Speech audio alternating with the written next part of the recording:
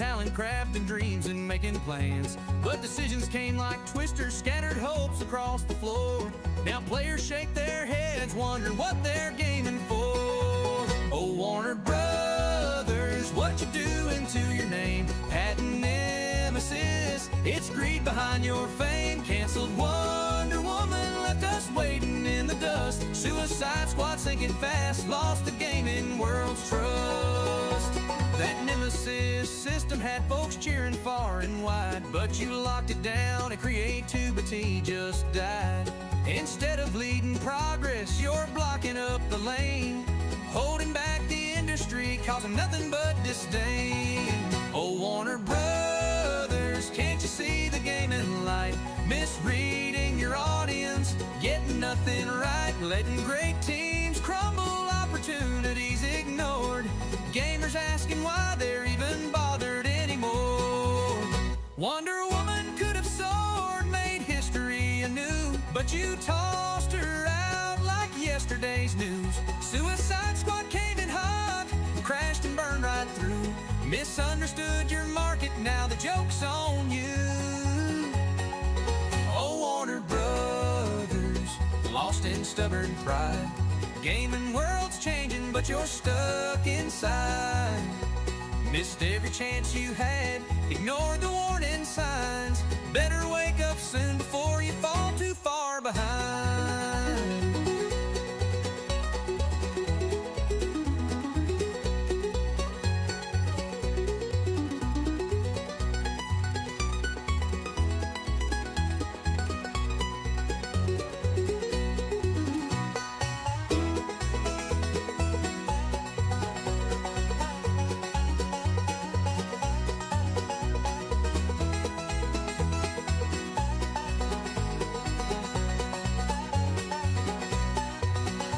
So here's a message, Warner, from gamers coast to coast. Respect your teams and visions, or you'll end up as a ghost. Stop wasting all potential, learn to play the game, or Warner Brothers games will just remain a crying shame.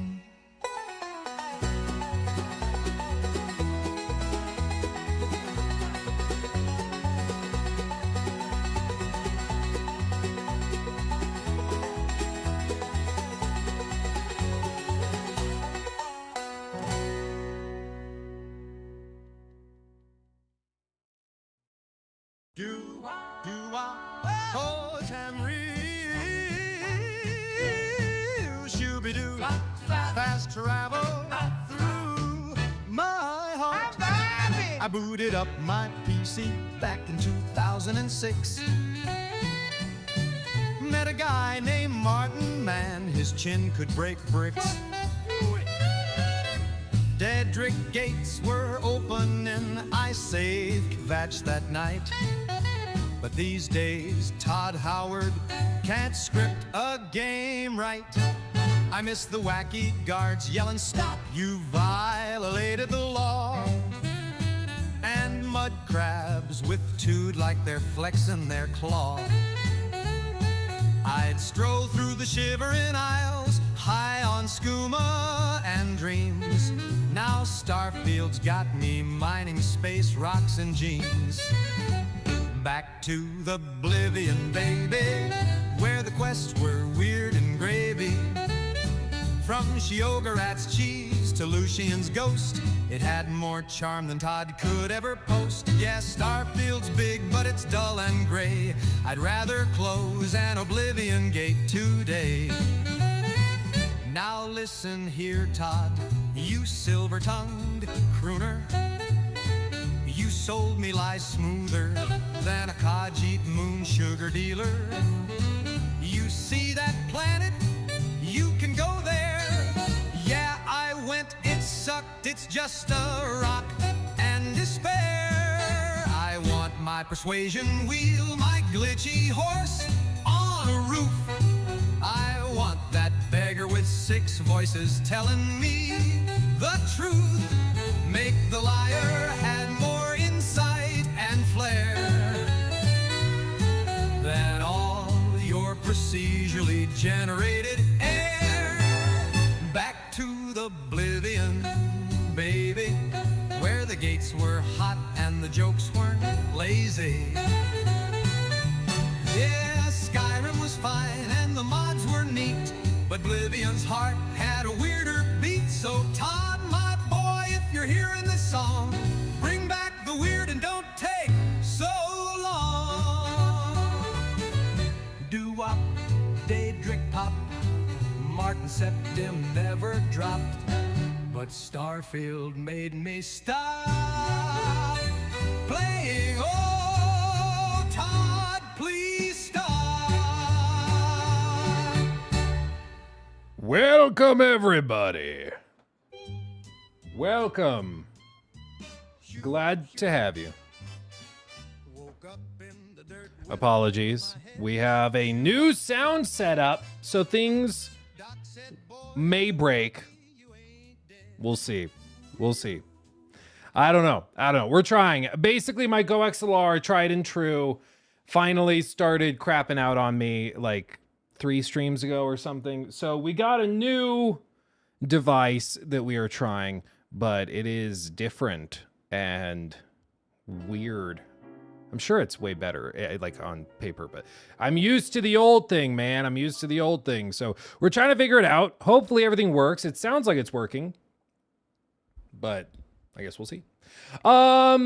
Let's see what camera you use it. No, same camera. The difference is, so this was the old Go XLR monster that ran all of the stream audio and everything. And it was nice because like I could have like the gaming PC audio on one track. I could have like the stream PC alerts on one track, mic on a separate track. Like you could have everything separated out, which was nice. This new one can do that too. Technically, it can do even more, but it's designed primarily as like a podcasting device. So like you see, it's got a massive red record button on it because they want you to be able to record like straight off the device, which I'm never going to use. And this has, in my opinion, been way more difficult to set up than the Go XLR ever was. Not sponsored, obviously. I paid full price for it. I would tell you if I was sponsored by it, but no, it's different. Like it's designed for a different use case, so I'm kind of messing with it to get it to work for what I want to do. And it should work just fine, but it's going to be a learning process. But you use a device that's old and no longer supported by the company that made it, and eventually it's going to break, and you're going to have to live with the consequences, because that's just what you have to do. So yep. Yeah, I changed my console. Now I live with the consequences. Exactly. This is not a sponsorship. Yeah, it's like King Cobra. Today we're going to be trying Doritos, not a sponsor. It's like as if anybody was wondering. Not a sponsor. Today I'm going to be sitting in my chair, not a sponsor, not sponsored by Big Chair. Just trying to get there. Love to be sponsored by them. Yeah, it should be good. It's just, again, it's different, and I'm not used to change, so it's going to be an adjustment. That being said, we have a handful of things to talk about today. They did drop the first 9 minutes, full 9 minutes, and it's not working again. Hold on, of Mafia gameplay, like out of nowhere. And I'm okay with it, frankly. I can work with this. I can work with it. Let's see. I remember this happening occasionally too. Voila, there we go. Might have to tweak this a little bit, tweak that setting. Okay. But yeah, remember I was like, I just want uncut, unedited gameplay. And they dropped that. They dropped 9 minutes of it that we're going to watch. I've not watched it. I pulled it up, got past the title card, and then hit pause. So I've not seen this. I have no idea what it looks like. I don't know, but I do know that one person was disappointed with what they saw. So we're going to have to see if they can excite us, because this person was devastated. Where's the gabagool? Apparently there's basically none in this game. And at that point, if there's no gabagool, what are we doing? Why would we play? I'll have the gabagool, please. I'll have the gabagool. And if it comes with extra ghoul, I will send it back. I will send it back. Quick shout out to S Game. Actually, if you're in our member / Twitch sub only Discord, you already knew this because I shared it with you all. Originally my plan was to mention this on Friday. I didn't see any announcements publicly on like American sources, so I was like, oh, I will hold off until they reveal it and I'm like sure that I'm allowed to talk about it. I am allowed to talk about it. It's just they haven't posted it super publicly in Western markets yet. But the devs behind Phantom Blade Zero, S Game, they posted this to their Weibo account, which is like Chinese. What would it be closest to? Chinese Facebook, Chinese X, like maybe. It's a massive social media platform in China. But these are the same guys, the same devs that worked on or are working on Phantom Blade Zero, which is this like action adventure game that's crazy and looks insane. I have played it. Like last year at Summer Games Fest, we did a whole demo of it with the previous demo. I think there were like 3 boss fights in it. And the one thing everybody said when they saw the game initially, the first trailers, they're like, it looks too good to be true. Like this is just, it's got to be fake gameplay. But it actually is that good. Like I'm telling you, as somebody who's played it, it's like actually insane. It's a little ridiculous. We'll see like how it ties together in a final package. Because of course you can have a great combat system, but if the rest of the game sucks, it doesn't really matter that much. But from what I've played, the little I've played, I think this game has a lot of potential. Like it's kind of crazy. But they announced that they're doing an event called S Party. S Game. Now, I don't speak Chinese. This may come as a surprise to you. But basically, they're holding a big event in Beijing at the end of the month. In this venue, you can see here that was actually part of the, I believe it was the location, part of the location they hosted the 2022 Winter Olympics in. It's like a huge industrial factory that's been retired. I think it's like steel factory is what it used to be. But now it's just this big steampunk looking monstrosity and they can host events in it. And so they're going to host this big event where they're going to host a lot of people. Like 200 Chinese content creators and then like 1,000 randomly selected Chinese gamers get to come and try the demos as well. But they revealed the guest list and as you can see, a lot of people I don't recognize because they are Chinese content creators. But if you scroll down, you will see little old me on the list. You'll also see Jor Raptor up there as well. Interesting. I don't think he's actually the one going on his like team's behalf, but yeah, it's going to be cool. It's going to be cool going out to Beijing at the end of the month to try Phantom Blade Zero. So we'll probably do like a vlog. I'll have Jacob like cut it together and stuff, but it's going to be crazy. It's going to be insane. So buckle up, Buckaroo. Buckle up, Buckaroo. Yeah, China trip. I've never been to Asia, period. So I don't really know what to expect. But I'm hoping for some good food. That's my guess. But we'll see. It's going to be very interesting nonetheless, because like I said, Phantom Blade, I thought it was surprising they weren't at Summer Games Fest. And I was like, they got to be working on something, because what we saw last year was really solid. And then it turns out this is what they were working on. Like the reason they didn't do Summer Games Fest with Jeff is because they're doing this instead, which props. We're going to get tariffs on one of your videos now.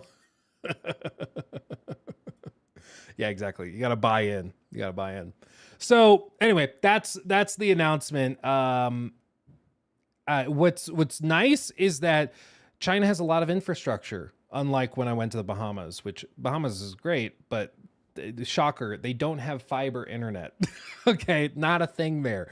So, which, you know, you get a lot of other amazing things in the Bahamas, like nature and the ocean, a lot of other things, but they do not have fiber. So it made it kind of tough to like stream or do stuff out there. In China, like they specifically said, we will have like 10 gig upload station. Like we're going to have all the stuff you need to make content while you're there. And so we should be able to do streams and stuff from there. It's going to be crazy. It's going to be crazy. It's going to be a good time. Yeah, China. I know China very well. We get along very well. Oh yeah, the Bahamas also had weed. Yeah, there was that one guy that lived next to that bridge in like the center of Georgetown. And he would always like come up to people and try to sell them weed. And the one time I was there, I was helping load up the car from the little grocery store. And I'm closing the door and he comes up like right next to me. It's like, hey man, you want a good bud? He's like, I got that good bud, man. I was like, I'm good. He was lugging around, I think, a massive sack of like roasted peanuts. And that was his like cover. So he would just like walk around and sell peanuts. But it was actually the good bud. The good bud. That it was kind of weird though, because right down the street, like a block away, was the police station, and out in front of the police station, they had a car parked in the parking lot that clearly was like a crime scene. Like it was riddled with bullet holes all over the thing, and like there was some seepage that looked like it might have been blood. Like whatever had happened to that car was devastating, and they just had it parked like in the parking lot out front. Like not even tarped up in the back lot or anything. Like this crime scene is just parked in front. They're like, yeah, we'll get to it eventually. It was crazy, dude. Yeah, it's the Bahamas now. We were in Exuma. It's much nicer now than it was, I think, like 20, 30 years ago. 20, 30 years ago, it was a lot of like drug kingpins and cartels and stuff running everything. Now it's better. There's still remnants of all that there. And some of those people, I'm sure, are still around if you go looking. But yeah, it's very different. It's very different. Yeah, that wasn't laziness. It was a message. Yeah, probably Red Feta, honestly. Like, because now I know. Okay, they don't mess around. They don't mess around. I will say though, on that island, it's like well known that drinking and driving is like a cataclysmic problem. Like, it's crazy. Because they have all these like Americans that come over and they drive on the other side of the road. So these Americans are not used to that, but they'll like encourage people to just drink like crazy because they're on vacation. And so these Americans get plastered and then they try to drive home to their Airbnb or the resort or whatever. And they drive on the wrong side of the road. So like all the time there's horrific car accidents down there. It's crazy, but it's just kind of like, yeah, I guess that's just how it goes. It's wild, dude. It's wild. You want to know what's also wild? Early Gotham Knights footage shows Batman chasing Killer Croc on bikes. It was made by Warner Brothers Montreal's Steve Boulain, I don't know, using Arkham Origins models to test slow-mo, cape physics, and bikes, likely from the canceled Damian Wayne game. Early work in progress footage from way back in the day, showing a sequence that was just to like test different mechanics and stuff. This, of course, never ended up in any games or anything, but still kind of cool seeing a little something from a game that never existed and, would never be, but still kind of cool. I love seeing in development, like work in progress footage. I love it. I find it so interesting. I just think it's so cool. Especially when you can compare like where it started to where it ended. I love that kind of thing. This obviously was more of like a test for different mechanics instead of like actually an early version of a later sequence, but still, I think it's really cool. I think it's baller. You know what else is baller though? Of course. Where'd it go? That transition was going to be smoother. Mafia.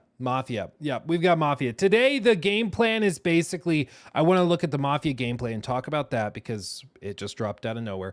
I want to touch back on the HBO Last of Us thing. There's also a video that one of you recommended called Craig Mazin Misunderstands Ellie that I think could be interesting if we talk about that, because I think this could pair with the fact, like initially we thought it was just Neil was leaving the show, but Haley is also leaving. Like all of the Naughty Dog people working on this have bailed apparently, which is wild. But maybe that has something to do with the direction Craig is taking it.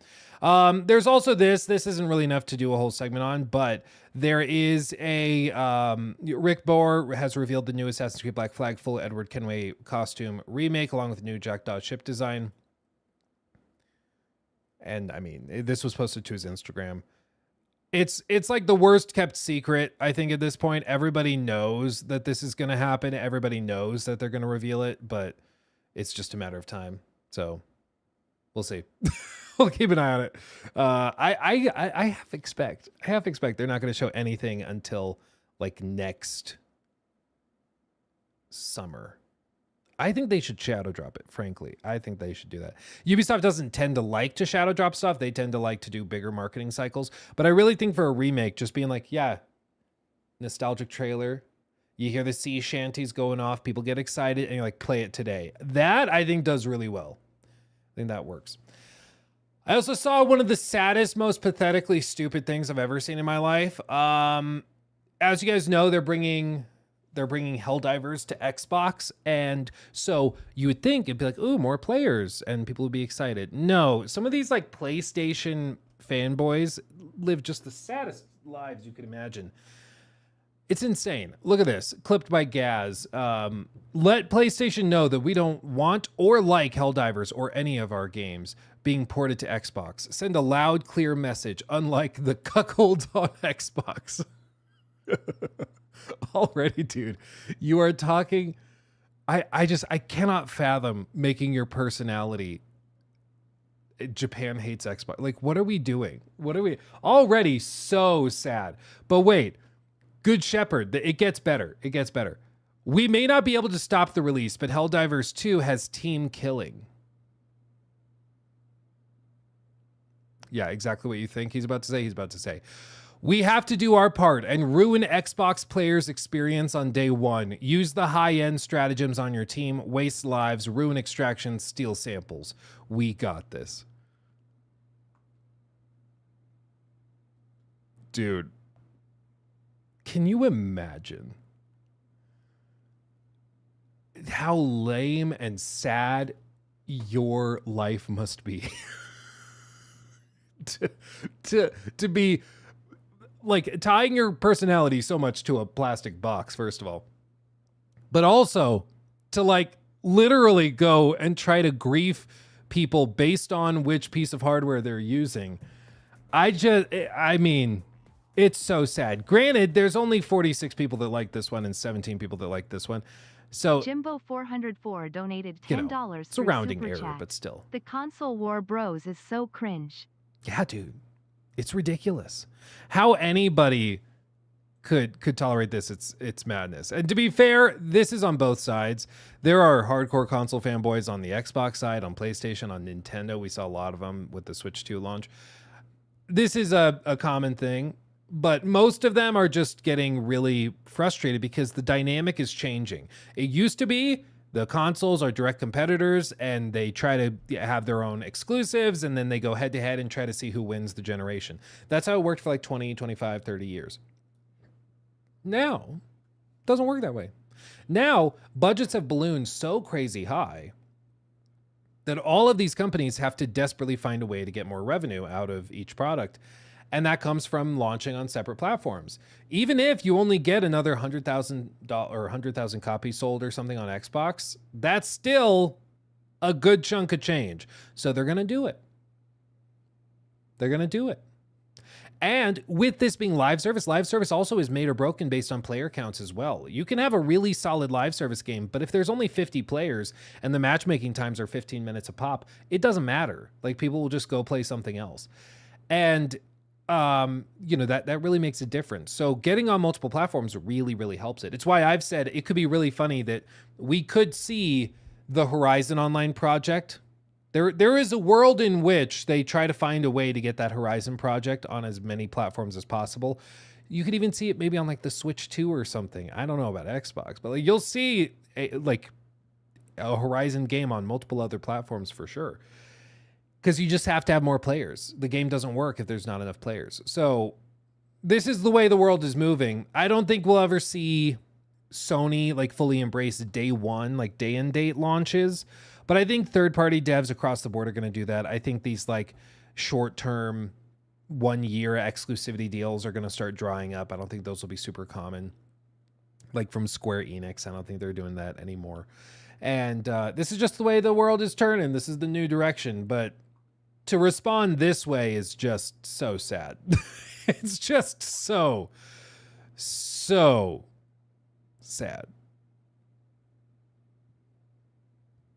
Oh man, can you believe it? Can you imagine?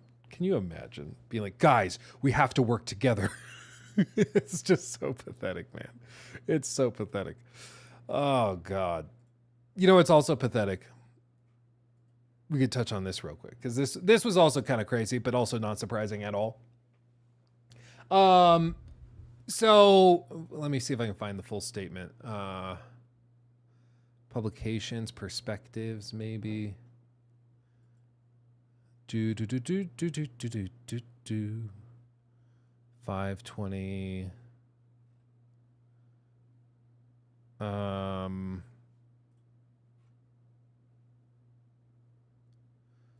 Here it is.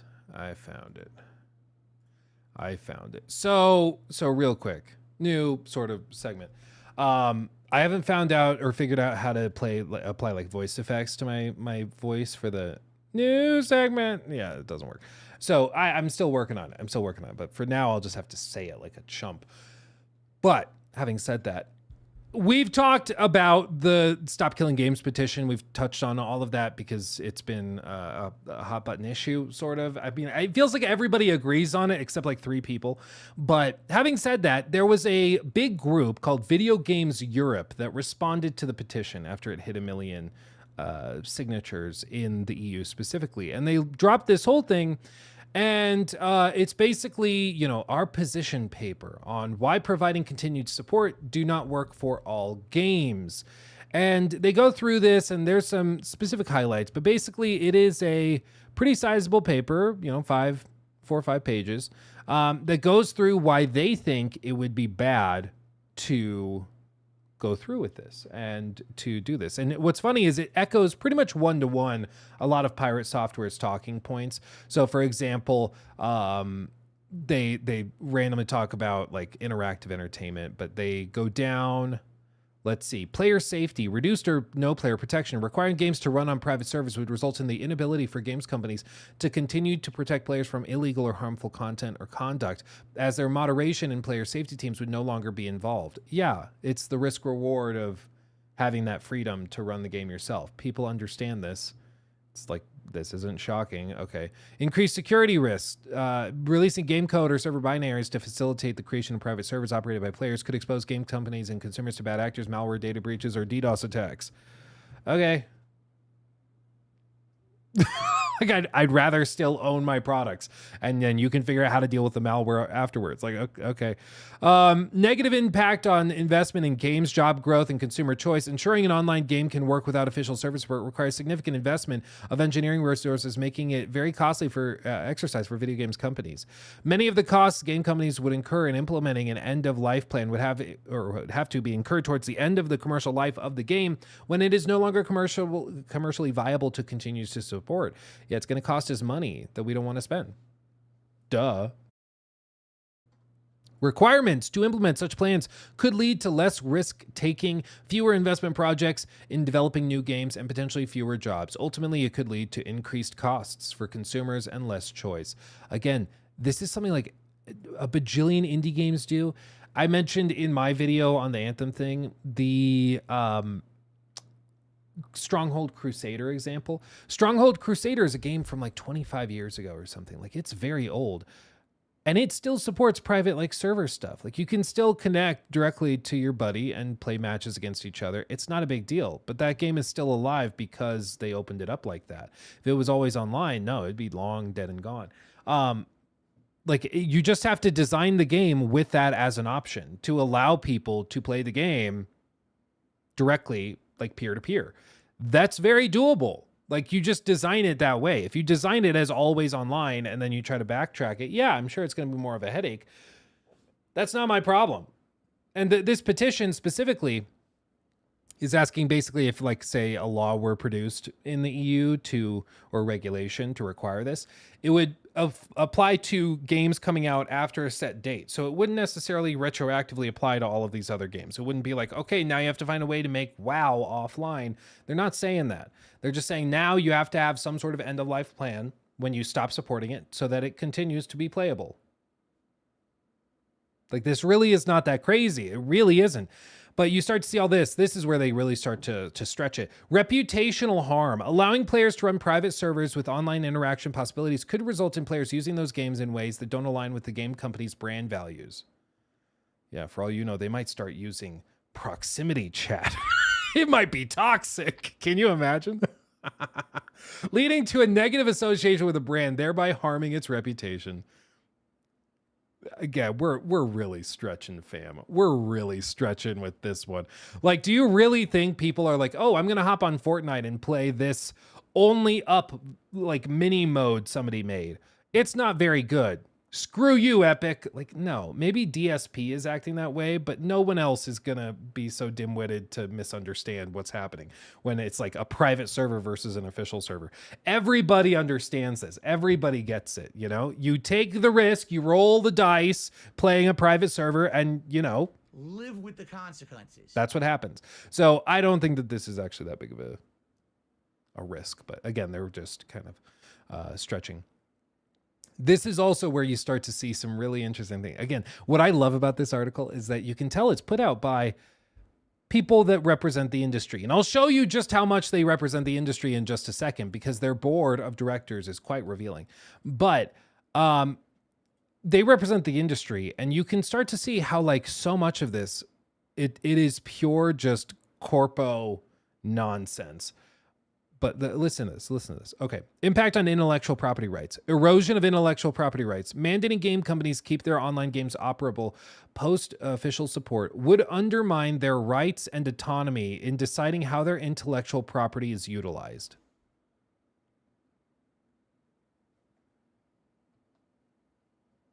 So requiring it to stay online would affect their ability to choose to not keep it online. Which is technically true, I guess. Yes, that's technically true. I guess, you know, we can't miss that point. But there is a vital interest in maintaining effective copyright protection, including protection against circumvention of technologies that control access to copyrighted video game software, where such circumvention is undertaken in circumstances that would lead to the unauthorized public exploitation of games. This is a lot of words to say very little. Competition from community-supported versions. This is also really, really funny. They're saying that they could be threatened by, like, a fan-made mode or fan server. Such a requirement could lead to community-supported versions of the game competing with official versions, potentially jeopardizing the financial investments of the video game companies. So if the fans make a private server or a private game mode or something that's better than the company made, that will hurt the company because they're not getting paid for it. Again, how is this our problem? Make a better game. Like, what are you talking about? Like, what are you talking about? Like, what is it? It's crazy. Forfeiture of licensing and reproduction rights, allowing customers to create or run modified copies of online games, would necessitate games companies to either license additional rights or refrain from enforcing them, effectively leading to a forfeiture of control over these rights. This, as far as I can understand it, has to do with, like, trademark stuff, for example. So I've mentioned this before, but when you file a trademark for something, like somebody asked, are you going to trademark Luke Stevens or something, like your name? And I was like, yeah, I don't know why I would need to do that. But even if I did, like, let's say I had a more, like, branded name. Like, I went by Carpet Boy. I don't know. Alex DeGents Thank you. donated $10 through Super Chat. If you want some insane news, check the Star Citizen subreddit. Hackers are ruining entire servers. As Really? a player seeing it happen, it's bananas. That's crazy. I didn't know that. That's crazy. Yeah, we can look that up. But what I was saying is, thank you for the 10. I'll look that up after this. But if I went by like Carpet Boy and they're like, hey, Luke, can you trademark Carpet Boy? I could, but then anytime anybody uses Carpet Boy, which now the more I say it, it sounds like a euphemism for something. I'm sorry. But anytime anybody used it, I would have to go have my lawyers try to take it down. Because if I didn't try to enforce my trademark, I would lose it. I would forfeit it. It's why you can't like trademark the moon, because like you'd have to go, and they wouldn't grant it, first of all, but you'd have to go and enforce it. Anytime anybody tried to use the term the moon, you'd have to go after it. It's why like whenever we saw these lawsuits, like there was the one that was mentioned in that No Man's Sky video from Internet Historian, where I think it was was it Microsoft with like SkyDrive or something, some other company with SkyDrive. They tried to sue the No Man's Sky devs because it used the word sky. And they're like, SkyDrive, No Man's Sky, let's just shut it down. You know, but it's because it was close enough that the lawyers had to go after it so that they wouldn't lose their potential trademark. You know, they had to try and enforce it, even in cases where it's like a bit of a stretch, just to show that they're actively trying to enforce it. It's just something, you know, it helps the lawyers. The lawyers always win, you know, but that's how it kind of has to work. So maybe they're saying if they were to open this up and like you can play, I don't know, the crew offline, you know, the OG crew offline, that they would then, because you're making your own version of the crew and you're like, hey, download this new patch for the crew, and you use their term, they're saying that they would have to not enforce their trademark stuff and their cease and desists and everything on you in that case, which could lead to them forfeiting their trademarks and IP protections and stuff, which maybe, or you just freaking change the EULA or something. Like there's all sorts of things they could do. Again, with a lot of this, if they wanted to change it to make it work in a better way for consumers, they could. It's just that this is the way things are because they designed it this way, since it's best for them. And so now they're trying to take steps to make sure that they can protect their own like perspective on it. You know, they're advocating for their perspective of it. But then they go and they say like importance of consumer protection laws. So transparency, players must be given reasonable prior notice before any termination of access to the game. Yeah, we're going to shut it down in 6 months. Enjoy. Service duration. They say like, you know, the service aspects of online games be provided for a reasonable amount of time. The problem is reasonable is not defined. So Concord can be open for like 2 weeks and then they shut it down fully and refund everybody, which is how they kind of got away from it. But other games, they may support it for a year and then shut it down. They're like, yeah, that was reasonable. That was a reasonable lifespan for it, but it's not defined. They get to define what's reasonable. Brendan Lucas donated £10 through Super Chat. Thank you. That was British Sky Broadcasting. Sky Broadcasting. If you thought the word sky couldn't possibly be copyrighted, think again. Nothing in the UK can have the word sky in the name because this company sues hard. Yeah, dude. IP protection laws are stupid. And you can tell they were designed by lawyers who are like, oh, every time anybody uses the word sky, we get to do another lawsuit and get paid. Let's do it. Like, seriously, that's why they did it this way. Fearless Wolf The donated lawyers win. £10 through Super Chat. Thank you. Luke, why did people turn on Thor? He's usually genuine and pro-dev. He supports preservation, just not forced server releases. Was this just Reddit drama or deeper frustration? I mean, I'm sure everybody can speak to their specific frustration with it. My frustration with it is just this, like, narcissistic inability to like acknowledge someone else's perspective, or even when you're mistaken or wrong. Like, I'll tell you very, very jubilantly when I'm wrong. I was very wrong about Elden Ring Night Rain, for example. I was in my bubble. I did not think that game was going to pop off the way it did. I did not think there were that many people out there that were interested in that. I was in my bubble, and that it did phenomenally well. I was very wrong about that. And I've kind of reflected, tried to be like, why did I feel so strongly that there was just not that big of an audience for it? But, you know, that's what happens, is that you'll make mistakes and you need to adjust and figure it out. But I think why it kind of exploded the way that it did was because it wasn't just him offering an alternative opinion. Him with his platform, it basically like initially did a lot of damage to the Stop Killing Games petition and movement back however long ago that was, a year ago, 6 months ago, whatever it was, the first time we talked about it. But this next time that it came back up, people started looking at it and being like, maybe it was after like the World of Warcraft stuff and people were already kind of skeptical towards Pirate Software's perspectives, but they came back and were just like, no, I mean, you're starting to sound pretty hardcore like a corporate glazer, you know. It sounds like you're defending that, but you know, it's fine if he wants to take the perspective of a game dev and the industry perspective. That's fine. Like what frustrates me with this stuff is when a company or somebody is taking the industry perspective, which is what this represents, and then they try to twist it like, well, you're just too stupid to understand this, or you're just naive. You know, this is actually really good for you. You like, we're trying to protect you. This is for you. Like, don't piss on my back and tell me it's raining. I know damn well what you're doing. You're trying to protect your IP. You're trying to protect your monopoly, the way you've got things set up where you can make ridiculous amounts of money and then pull the plug whenever you see fit without having to offer refunds or anything else. Like, this is a system that's been built up by you for you. It was not built for me.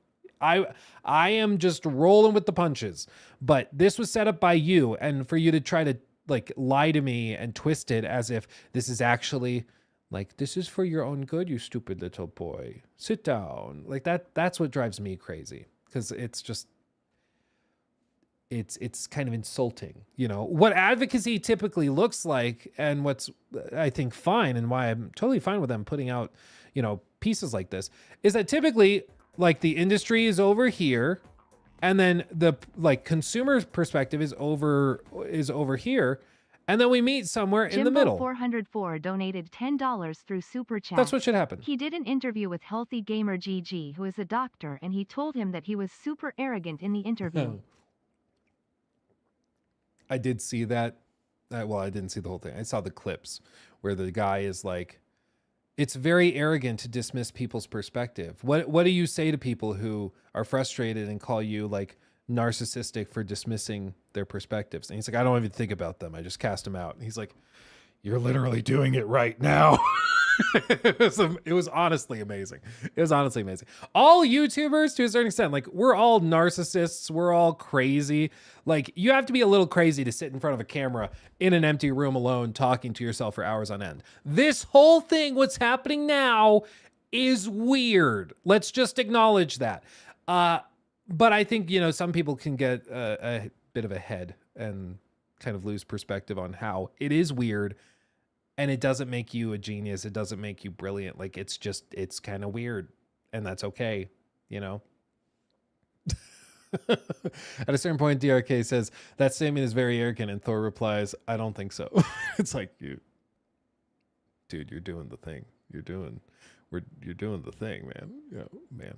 But like I was saying, this is how advocacy typically works. Like, one team represents the extreme. In this case, this is the industry. This is the paper we just looked at. And then the gamers represent this perspective, and they are, of course, going for the other extreme. They want full offline support. They want all of this. They want, you know, to be refunded if you're going to take the product they bought away from them.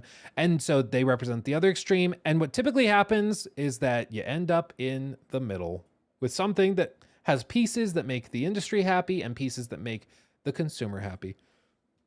That's how this typically works, you know? And so as long as the discourse starts, cool. That's the key. The problem is that, like, this whole thing, this perspective is being represented by the Stop Killing Games petition. And by trying to stomp this out, it's preventing even meeting in the middle. And one thing that, as I understood it, Thor was trying to say was, no, because this is the extreme, this is bad, and we shouldn't support the thing at all. And it's like, that's just not how consumer advocacy works. Like, you advocate for the thing that is most in your interest as a consumer, and most likely you'll end up giving away a couple things. You'll end up losing, you know, one or two of your bullet points, but that's okay, because you still ended up way further over towards your side than you started, because this is where we're starting now. This is where the industry is, because it's been set up by the gigacorps, you know? So I think it's, you know, the spirit of the petition may be deemed by industry guys as extreme, but it gets the conversation rolling. Like when they are used to sitting comfortably in their ivory towers, the idea of having to support a game after it's not making money, or at least offer it as like offline, that is viewed by them as a very extreme position. They're like, no, we're going to shut it down and kill it and move on. And you're going to like it. To them, that's an extreme position. But it's extreme because they've built this whole thing up in their own image, the way that they want it. The way that they want it. You know? Do I think that the desires and things outlined in the petition are that extreme? No, I don't. I don't think it's unreasonable to be like, yeah, when you buy something, you own it and you don't have to give it up just because the company decided they didn't want to deal with it anymore. I think you buy something, you should get to keep it even when it's not officially supported. You should make it offline compatible. If you can take the extra step and make it so we can play like private server matches, that's awesome. But I don't think it's that extreme. What I'm saying is from like the industry's perspective, it's crazy extreme. It's wild. But why would it be considered so wild? Well, who is Video Games Europe? I told you I'd show you who it is. Look at the board. Hester Woodliff is the chair from Warner Brothers Games.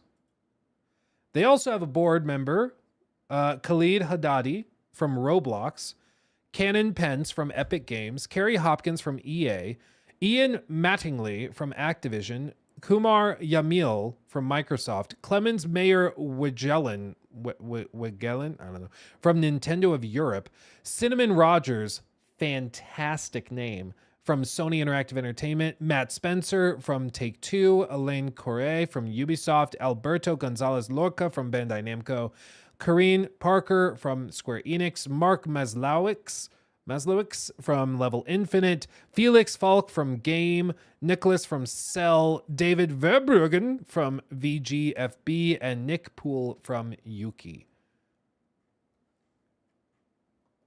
They are not your friends. They are the friends of the industry. Okay? This is why they think this whole thing is so extreme.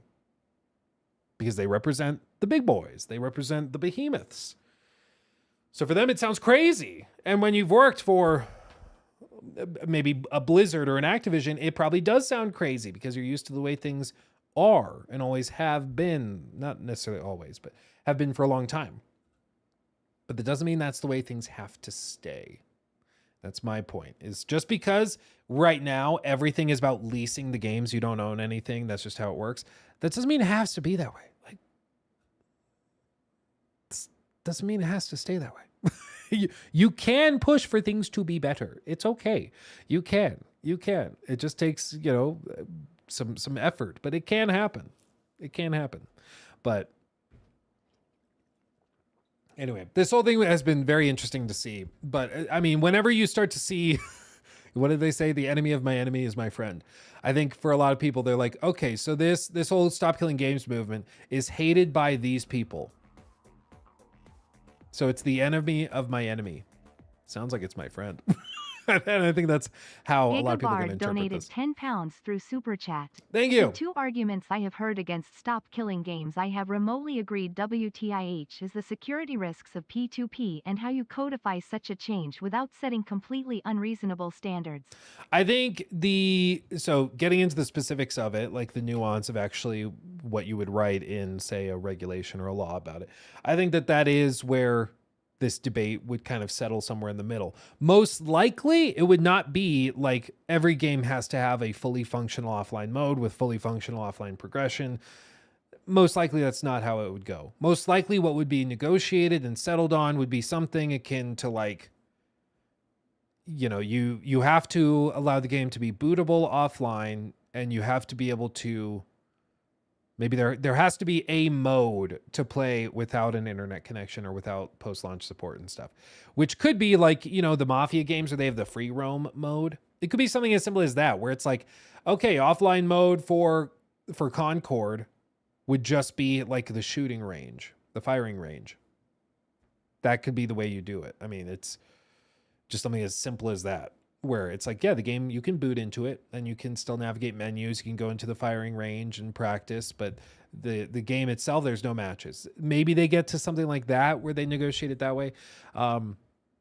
My ideal would be, yeah, always have offline modes, allow private servers. Cause I like the idea of like, even if a game flopped, being able to go in 5 years and be like, hey, everybody in the Discord, let's hop on and play a round of Concord for old time's sake. That kind of sounds like a fun idea for preservation and everything. But realistically, I don't think that's what would happen. But the point is, you get the conversation started, and I think that's the key. Because once the conversation started, we can start moving towards a more pro-consumer position or a framing for the industry, as opposed to what it is now, which is just fully like in favor of the big corporate bigwigs. As for the first point with it, which is like security risks of peer-to-peer and everything, to a certain extent, that's always going to be present. If you ever decide to go peer-to-peer, there are massive risks. You can do something where it's heavily recommended you play with a VPN or you play with this or that. There's ways to deal with it. But I mean, it's the same thing with like old school games that had peer-to-peer stuff. It's always going to be a potential risk, but I would rather deal with that, turn on a VPN or something and play that way than lose the game I bought for $60 or $70 forever just because the developers decided it was time to move on, you know? So naming my son Cinnamon Rogers, it is a fantastic name, objectively. There is no debate. So anyway, this whole thing is crazy. It's very wild to see, but yeah. I mean, you have games like 2K that kill your characters when the server shut down, which is complete BS considering how much time and money go into those characters. Yeah, I mean, again, the way there's so many things in this industry that we can point to and be upset about, but a lot of people just shrug it off because like, yeah, it's just how it is. And it's like, it doesn't have to be though. You can change it, you know?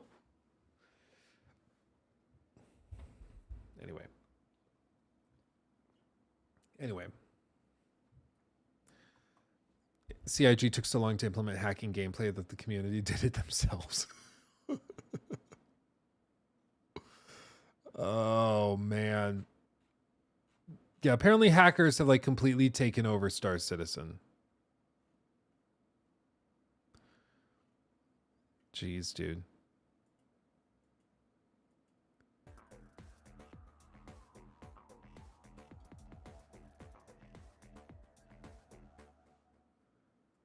Edgar Vasquez donated $10 through Super Chat. Sad. Luke doesn't care about corporate profits.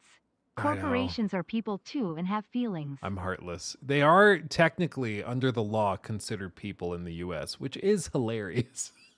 It was it Citizens United? There's like a court case specifically asking the Supreme Court if corporations could make like political contributions.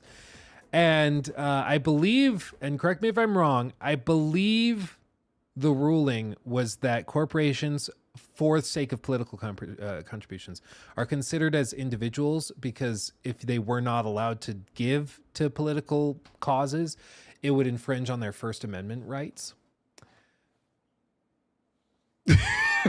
Which is wild. It's a crazy thing.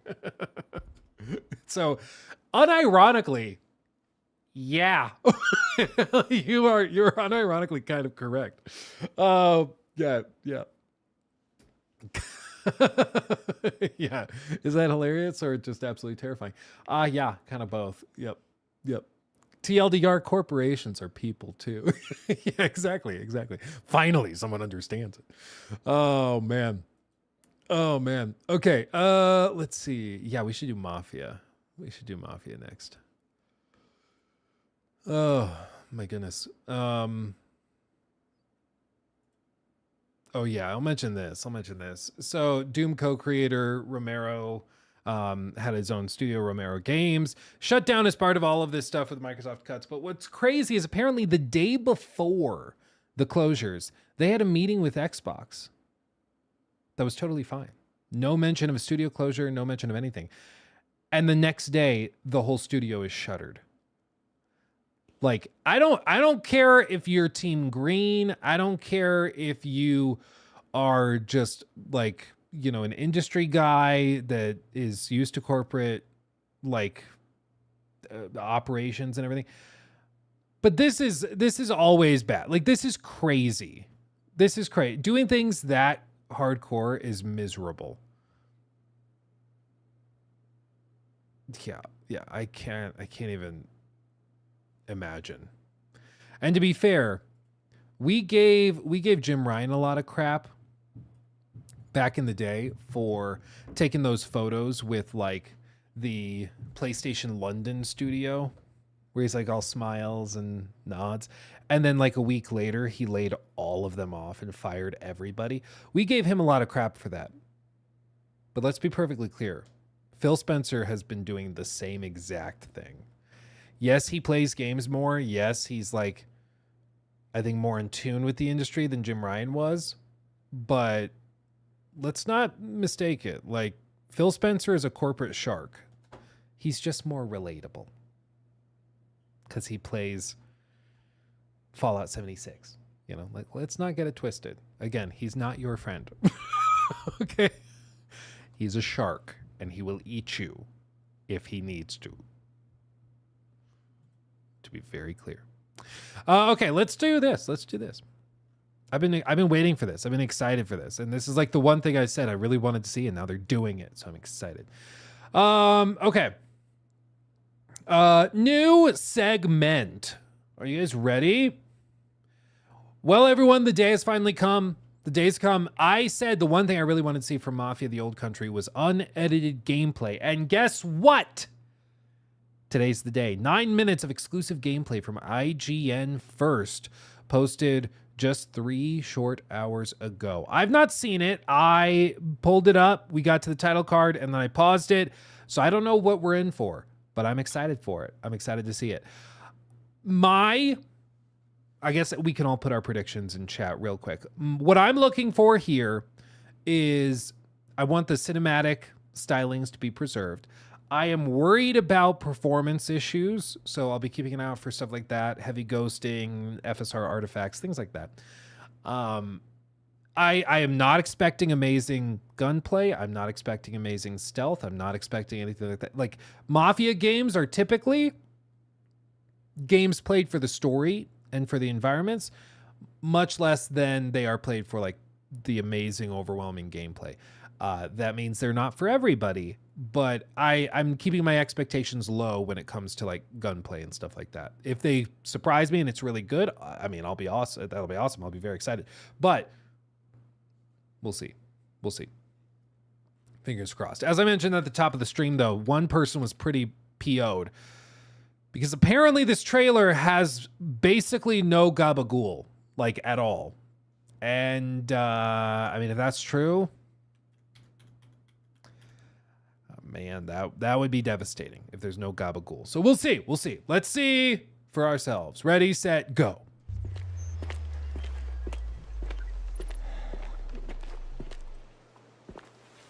Plates on the wall. Tasteful. Love it.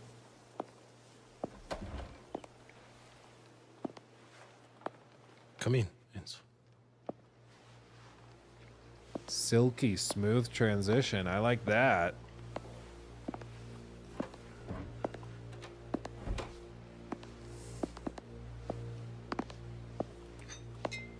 I want to speak with you about my daughter.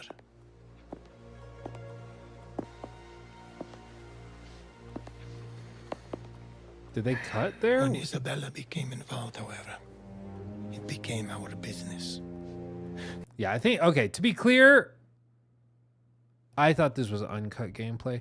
I believe that was a cut because he zipped around the room, and I'm guessing it had something to do with story spoilers because he says about my daughter, and then it doesn't make sense. So I'm guessing that was just a cut for spoiler's sake. But anyway. Now we must send a message to all around that Torrisi takes care of his family and his affairs. Will you do that, Enzo? I will. Good.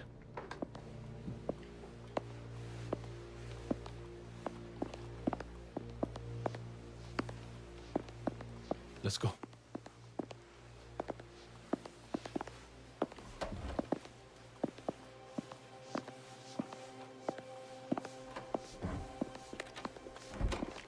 I You love have to meet this. with Tino. I love the smooth transitions. That's a great improvement. I like that. One note. The shoes are a little loud. Shoes are a little loud. That's all I'm saying. I love the clippity clop. I love the clippity clop, but it's little loud. Those men.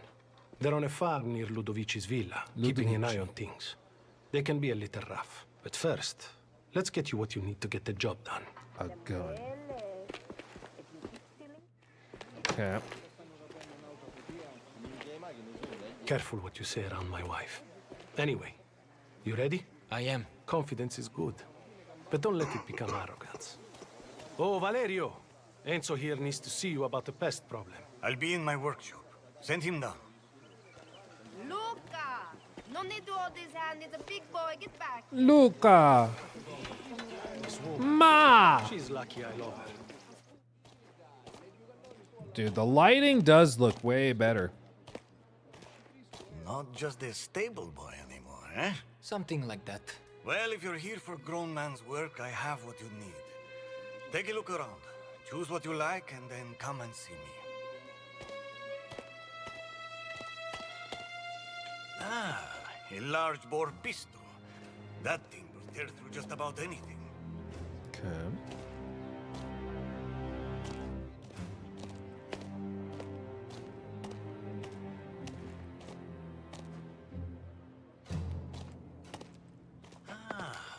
The hunting shotgun. Packs a real punch up close. She'd help you out with your pest problem. You've chosen, then. I have. Good. I suggest you go fetch a car. You never know. These pests you're after could start shooting back. Wait, are we talking about people? Okay. So, what they have said is that this is not open world. Might be like wide linear is what some have said. These environments look very sprawling. I mean, you see this and you're like, oh, can I drive over there? And we do know they've seen, like, people have seen snippets in the dev footage of like a free roam mode. So I think you will get the option to like drive around and explore like that if you want to in that mode specifically. But my guess is it's like the objective is over here. You're going to drive there, and that's where the mission is. They're not full of open world activities. There's no secret coins to collect up here. That's my understanding. What's also interesting about this, though, there is a skip drive button, which I guess, you know, in this case, there's nobody in the car with you, so there's not really any dialogue playing out. I'm guessing if there was a person in the car and there was dialogue going back and forth, they wouldn't give you that option, but still an interesting little tidbit. If you don't like driving through the environments, you don't have to.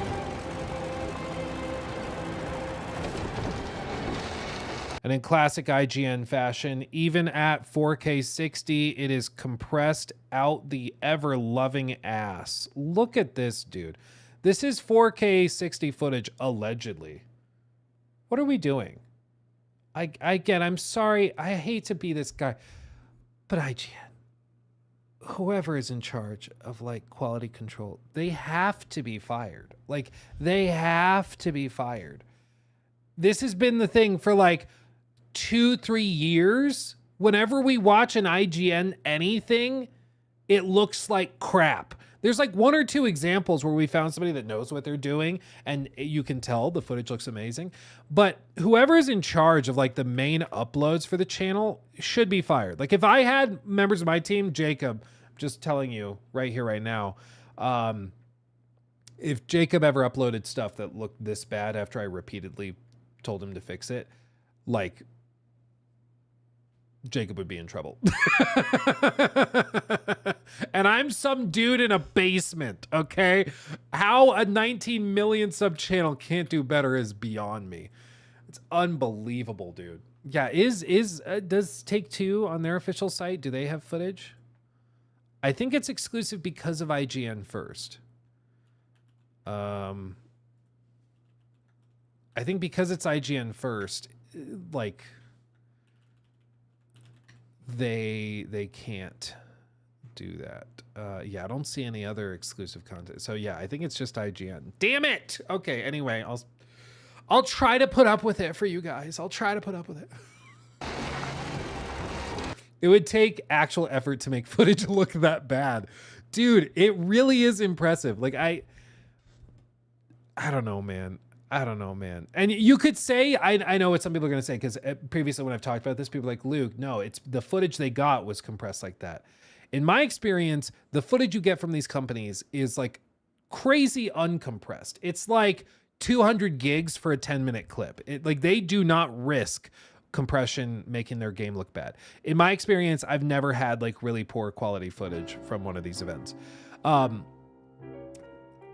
I can also point to something that shows that this is their fault.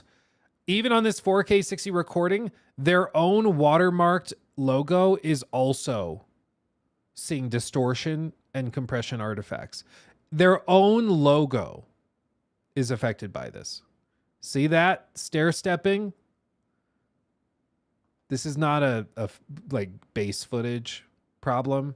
This is an IGN doesn't know what the hell they're doing problem. And I know that makes me sound like a boomer, but seriously, dude, like this is a 19 million sub channel. For them to be doing this poor quality of work, if they did it for me, I would have fired them months ago.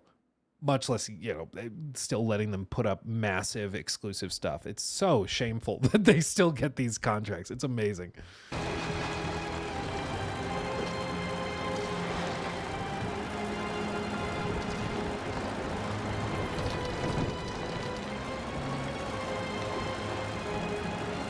Damn, doesn't this music just make you want to go to Olive Garden?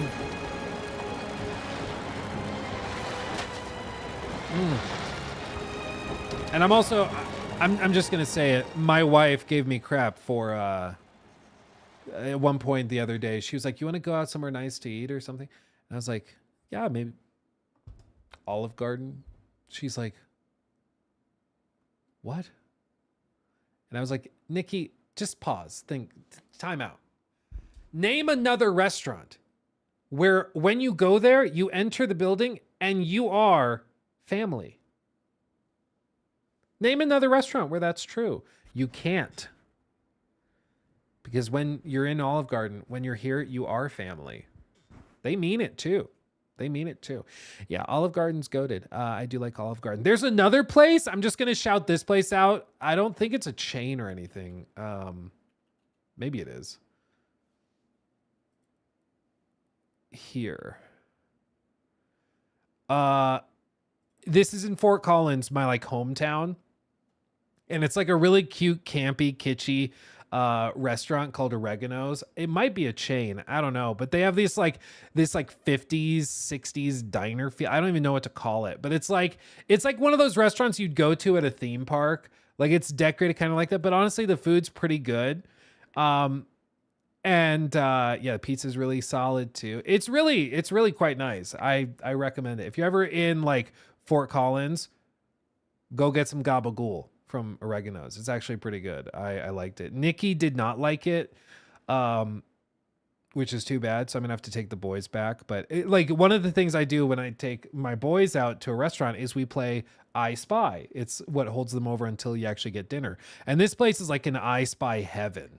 You can see I Spy with my little eye, 3 bottles in a basket or a bucket. And then they have to look around and find it. A can of beans. Oh, I found it. Oh, I Spy with my eye, a green window. Like it's so great for that. It's great. They're also in Boulder. Oh, there you go. There you go. Yeah, I recommend it. Go check them out. Anyway, back to the actual, Sicilian countryside. Okay. Yeah. Anyway, let's see. But there's no gabagool in the trailer. What else am I supposed to do? I am realizing I'm just hungry. Damn it. later. Later.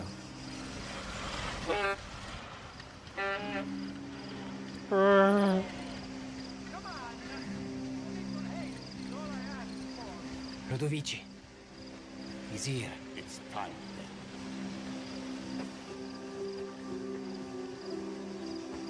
We're ready. Just give the word. The Don has entrusted this story to the Caruso, so listen well, boy. Ludovici knows the devil follows close behind. He thinks Spataro's security will protect him. You will prove him wrong. Bring the worm alive to the ruins of the old castello. Just me? Alone? Make a mess of this, and any misguided fate the Don has in you will be lost. Tu capisci? Don't be an idiot. Avoid the main gate. Okay. Can we appreciate that nighttime in this game actually looks like nighttime instead of like Assassin's Creed Valhalla where it's just blue day? It actually looks oh, look at that. I want an estate like this. Just know your super chats are going to a savings fund to buy an estate like this, okay? Just so you know. Full transparency. Can you imagine having a place like this, by the way? It's just, oh.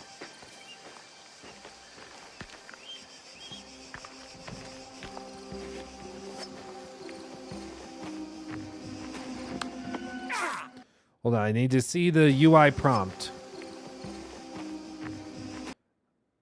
Okay, so I think it was specifically a choke or a stab. So you can choke them out and preserve your usage of your knife, or you just stab the crap out of him.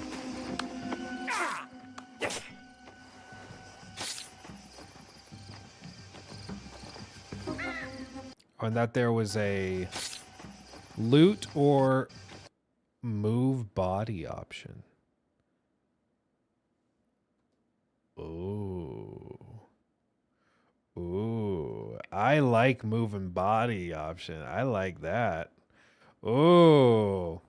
What would I do with the yacht? That's a fantastic question. Yeah, we got to double up, I guess. Okay, I guess that's what we have to do. Is the estate shared with the shareholders by chance? Yeah, we'll hold our quarterly meetings there.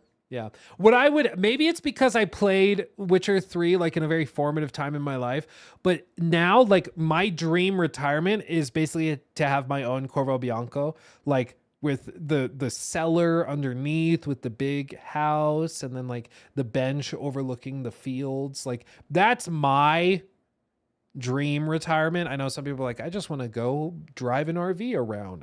That's not me. That's not me. I want Corvo Bianco. Maybe it's because I played that, and so now it's like deeply ingrained in my psyche. But yeah, that's what I would kill for. Oh man. Jimbo 404 donated Thank you, $10 Jimbo. through Super Chat. Okay, do you want a yacht or a Tuscan villa estate? You can't have both, you greedy puss. But I want both. Yeah, no, you're right. The yacht would be great.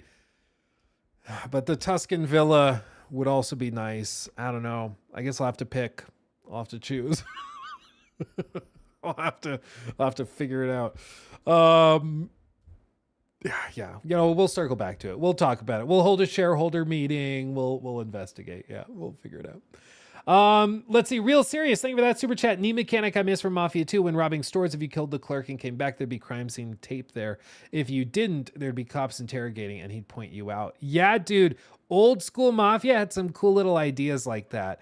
It's really good. I also like the whole mechanic in the old school Mafia games of like you steal a car, you have to take it to the shop and swap out the license plate.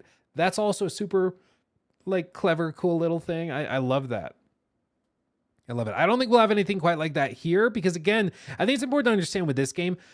I think they are trying to, I mean, it sounds really dramatic, but I think they're trying to prove themselves with this game. I think after Mafia 3, they got layoffs. They were working on another game that got canceled and a bunch of people got fired after that. So they did Mafia Definitive Edition, but that was a remake. And so it doesn't like, it's not really viewed as its own success, standalone success. So this, I think, for them is a big moment where they need to make a break and prove that they still got it. And if they still have it, they can come out. They'll probably get a bigger budget from Take-Two for the next game, which is probably going to be a bit bigger and more expansive. And so I think a lot's riding on it, and I think they know that. But I think that's also why they've chosen to go with a much tighter scope instead of something much broader. But going back to this, seeing that there's an option to loot, that makes sense for some of these refillable items, whether that's healing packs or throwables. That makes sense. And then being able to move the body, this is something that is hugely intriguing to me.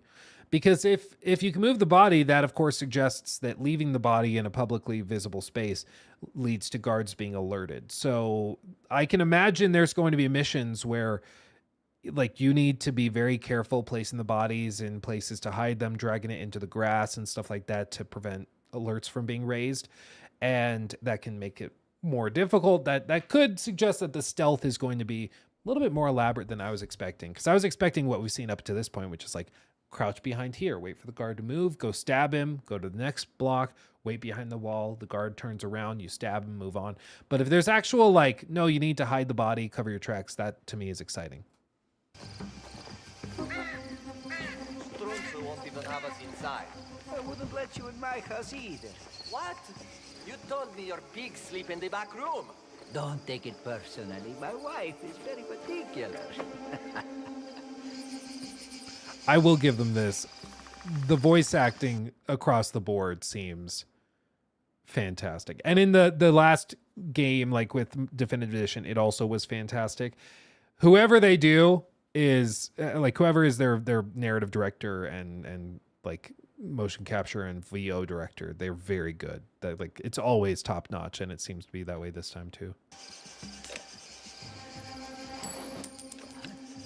Okay, throwable coin.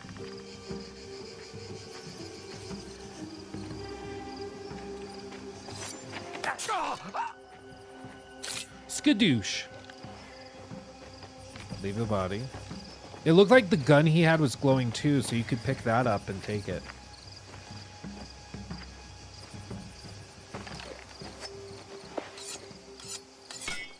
Oh, so that's how you refill it. So you have a whetstone that's a usable item, and that can be used to resharpen the blade.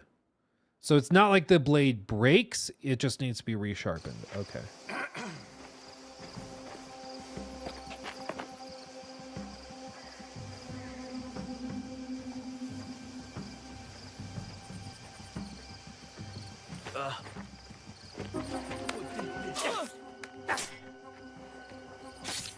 Vaffanculo, he's dead. Should have moved the body. Then gotta go pick it up before, so you don't lose the knife. Okay, I like that. I like that. Get inside. One day I'll own a motor car. Are you serious? On your wage? How does a buffoon like that manage? He's no better than you or me. Maybe not. He's got a grenade! What?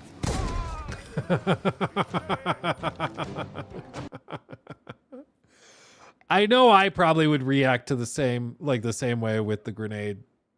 If it was tossed at my feet, oh no! Boom. Let's just take that in. Grenade! What? I'm gonna just be real. That was kind of a Star Wars Outlaws looking explosion. Yeah, maybe it's just Italian grenades. Maybe that's what it is. Yeah. It's a little weird. It's a little weird, but you know what? It's a grenade. It explodes. That's the point. Did what it needed to do. I don't think he's getting an automobile, though. I don't think he's getting his own.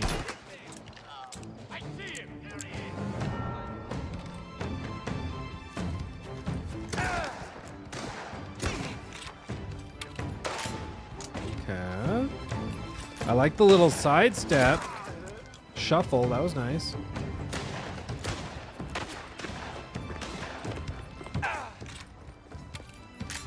Looks like you can pick up bottles and throw them.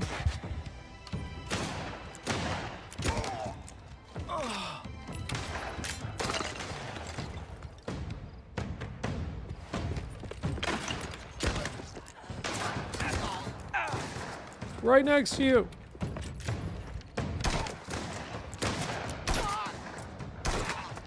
Get the pezzo di merda out! Loading!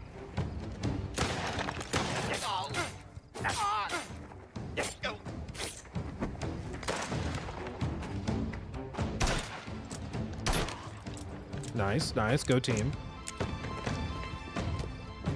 Ludovici's Villa.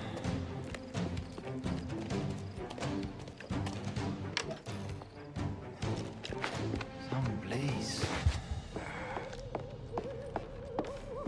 A note on the table.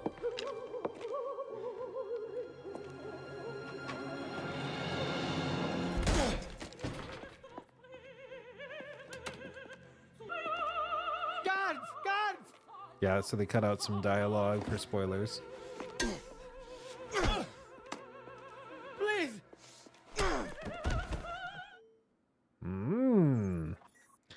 So besides IGN's terrible capture, I think encoding, because I think they were given this footage. It's kind of what I was expecting in a good way. Like, the stealth actually seems to have more nuance to it than I was expecting. So I think that, you know, with those two guards where he tossed the grenade, you probably could also just distract him with coins, stealth all the way up and around up the stairs, and then maybe take one or two guards out. But you could stealth up and then not have to kill anybody before getting to Ludovic's study. So I like that. I like seeing that stealth seems to have actually been given a good amount of thought. I like that. As for like the navigation, I'm guessing again that it's probably, you're going to go to most of these locations and POIs throughout the course of the game just for different missions. So I'm guessing there's a mission in this little place right here, and it's just they take you across the map in different points, and if you want a free roam, there's a free roam mode that you can go into, but in terms of questing, it's pretty much get to the objective. That's where the quest will play out, which again I think is a much better way to do it for Mafia. It's much older school style Mafia as opposed to Mafia 3, but I think that's good because we all remember how Mafia 3 went. So I'm very okay with this. As for like gunplay, it looks fine. Nothing too crazy. You know, I don't think this is going to like be beating out Gears of War or anything, but I don't think anybody was ever really expecting that. The one thing I will say, when he kicks open the door, there was one moment. In terms of performance, it seems to be running solid enough. But there is a point where he kicks in the door and it stutters pretty good. And there's a couple of little moments where it's like transitioning out of cutscenes into gameplay where it stutters and drops a couple frames. It's not like the worst ever. Yeah, right here it drops a few frames. Then he kicks it, you'll see. And then it's steady again. But, you know, if there's going to be a time for frames to drop, I'd rather they drop when I'm not like in gameplay. If it's something where it's like transitioning through gameplay to cutscenes, that's the best place for it. But hopefully they can, you know, continue to polish it up. I will say I am disappointed there's no Gabagool. I agree with the commenter there. That is too bad. I think the voice acting across the board sounds great. Again, common strength for them, so I think that's good to see. But it seems to be like, you know, pretty much what I was hoping for, which is reminiscent of old school Mafia, doing some different things, you know, that are a little bit fresh, but also definitely going back to like Mafia 2 era design as opposed to like Mafia 3, which I think is good because Mafia 3, there's a reason it didn't do well, I think. As for total length though, that's the kind of elephant in the room. So Jor, when we talked about this, Jor was guesstimating that this is going to be like one of those 5 to 7 hour games. He's like, I just get the vibe. This is way shorter than people think. And you know, given its $50 price point, it very well could be. It could be. Sorry, I'm trying to put on my socks while I'm talking about this. I don't know. I'm not, my sweet spot, if you're going to go shorter and charge less for your game, my sweet spot, if it's a really, really polished narrative game, is like that 10 to 12 hour range. I think that that's solid. If it ends up being 5 to 6, I mean, that's pretty lean. If it's 5 to 6 hours that are amazing, you know, of course, then it could change. But It's going to be interesting to see. Oh God, the volcano, it's going off. But if it's 5 to 6, then I think that definitely becomes a talking point. If it's 12 hours, I think everybody's like, yeah, that's fine. But yeah, game blew my socks off. I didn't even have them on to begin with, you know. But if it's somewhere between 8 and 12, I don't think I'd color myself too surprised, especially at the lower price point. But I'm personally hoping for like 10 to 12. I'd be happy. But it's also, in my opinion, it's better to not overstay your welcome.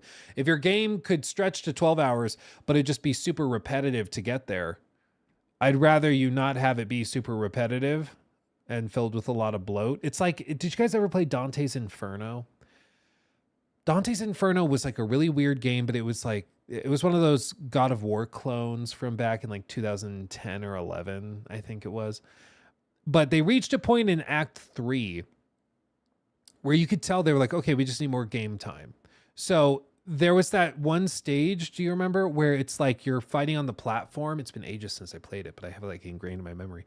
You're fighting on this like platform, and there's just waves and waves and waves of enemies. And you have to fight through a handful of these waves before you can move on through the final door to like fight the actual final boss. And you can tell that it was just like, okay, we need an extra like half hour. We need an extra hour or something. So let's just fill it with waves of enemies and that'll pad it out. And for me, like, have a challenge mode if you really want to do that. That's fine. But I just personally would rather lean as opposed to bloated.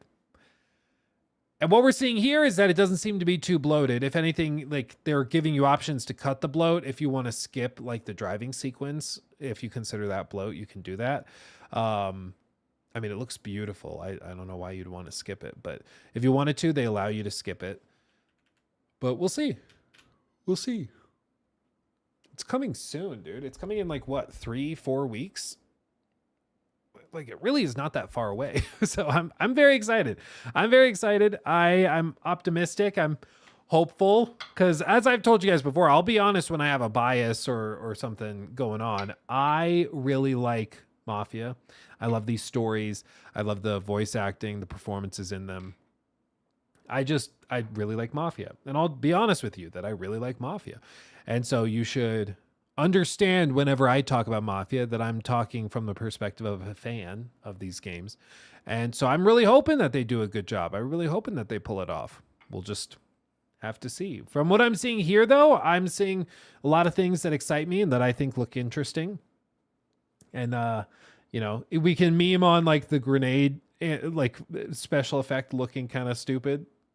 If you play a game like this, though, and you're like, I liked the game, but the grenade particle effects and you know, the whatever you want to call it, special effects or whatever of the grenade were just not that great. So 6 out of 10. Like you were never going to like the game. You know, you should not let something like that diminish your total enjoyment of the game. We can joke about it, meme on it, but like that's really not that big of a deal. But from what I'm seeing here, all of this stuff, I do find this intriguing because it looks to me like you could stealth all the way. Instead of doing the grenade and shooting that guy, you could throw coins and stuff, distract them, walk your way up around here, go around this way, go up the steps around the back, and not have to kill anybody. And I like that challenge. I like the idea of playing on like hardcore difficulty and then having to be really intentional and thoughtful with navigating the environments. So I'm intrigued. But we'll see. Keep an eye on it. But props to them for giving out gameplay because gameplay is important. I was half worried they were just not going to show anything. They were just going to keep it totally locked down, not talk about it at all, and just be like, yep, play it on this day. That's it. But no, they're actually showing it, which I think is good. Let's talk about this. Oh, wait. I also wanted to show you Brain Rot. Do you guys want to see Brain Rot? I don't remember all of the stuff I had, but... Oh, yeah. Just a couple of little random ones. Okay. In case you're new here, every once in a while I share with you a couple little clips that I think it's just important you know. Please know, no, we're doing this together. Okay? This is just a quick little update from Crystal, okay? Just so you know. Hey, Terry. if Braden has to have an MRI or x-rays, that matters if they've had eye surgeries, and the last time he had his eye surgeries was 2018. Okay, so we'll tell Terry. Why that was recommended to me, I don't know. I don't know. But now we know, and we'll tell Terry if we find out. What was this?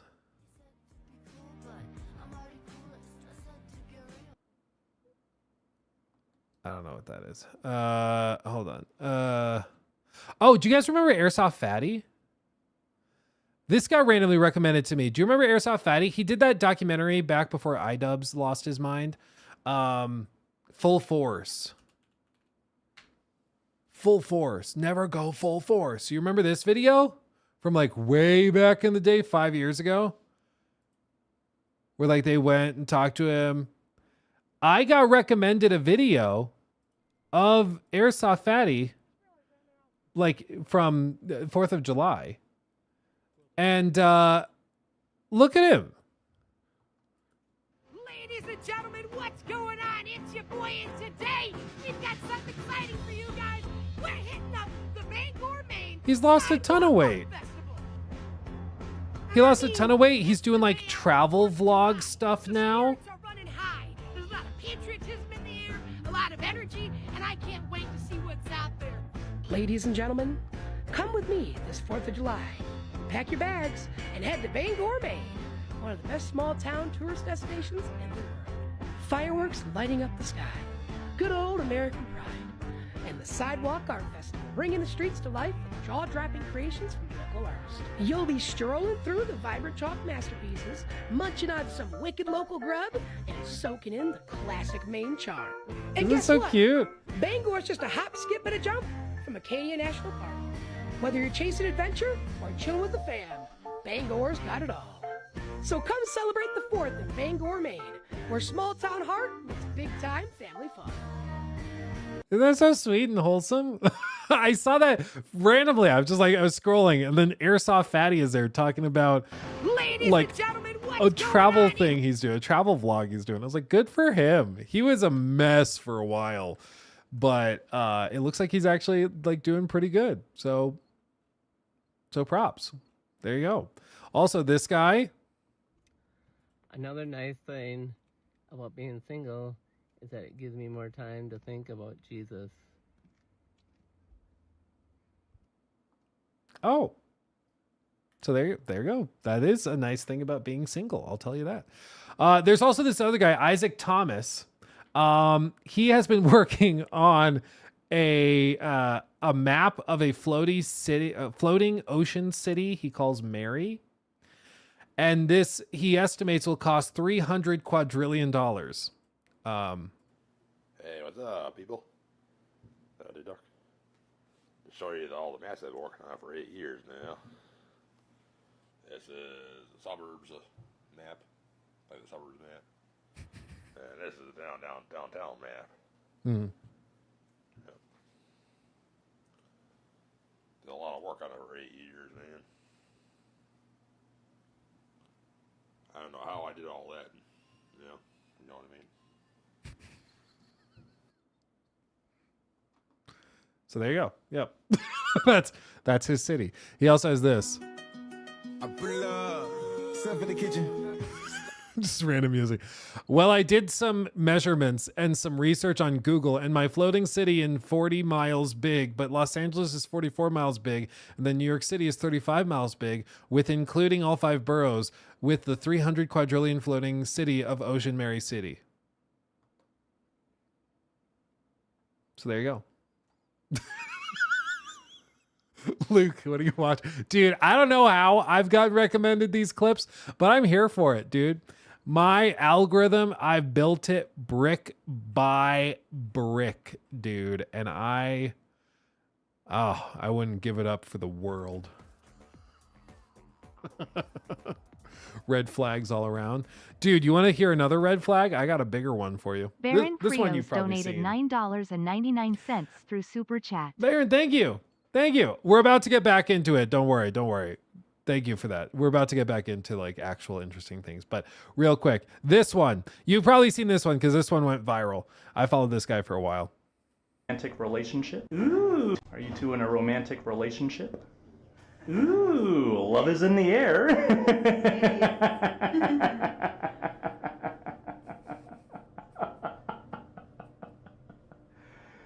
I used to lick the television screen when the weather lady came on, and that's how I figured out I was allergic to dust. Mm-hmm. Mm-hmm.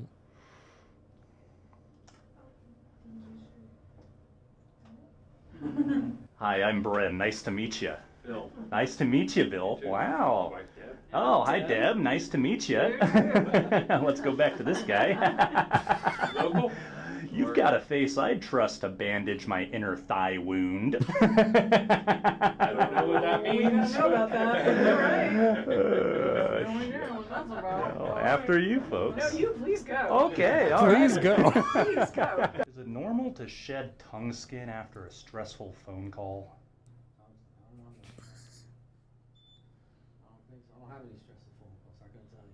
Kenneth just called me, said they're airlifting the tuna fish out of my 2000 Accord. Yeah. Well, my refrigerator hums in Morse code and it's been begging for a release, so. Here we go. Yep. Yo hablo español. Uh-huh. Me gusta tu cuerpo. Okay. De nada. There you go. You did it. You survived Bren. You survived Bren.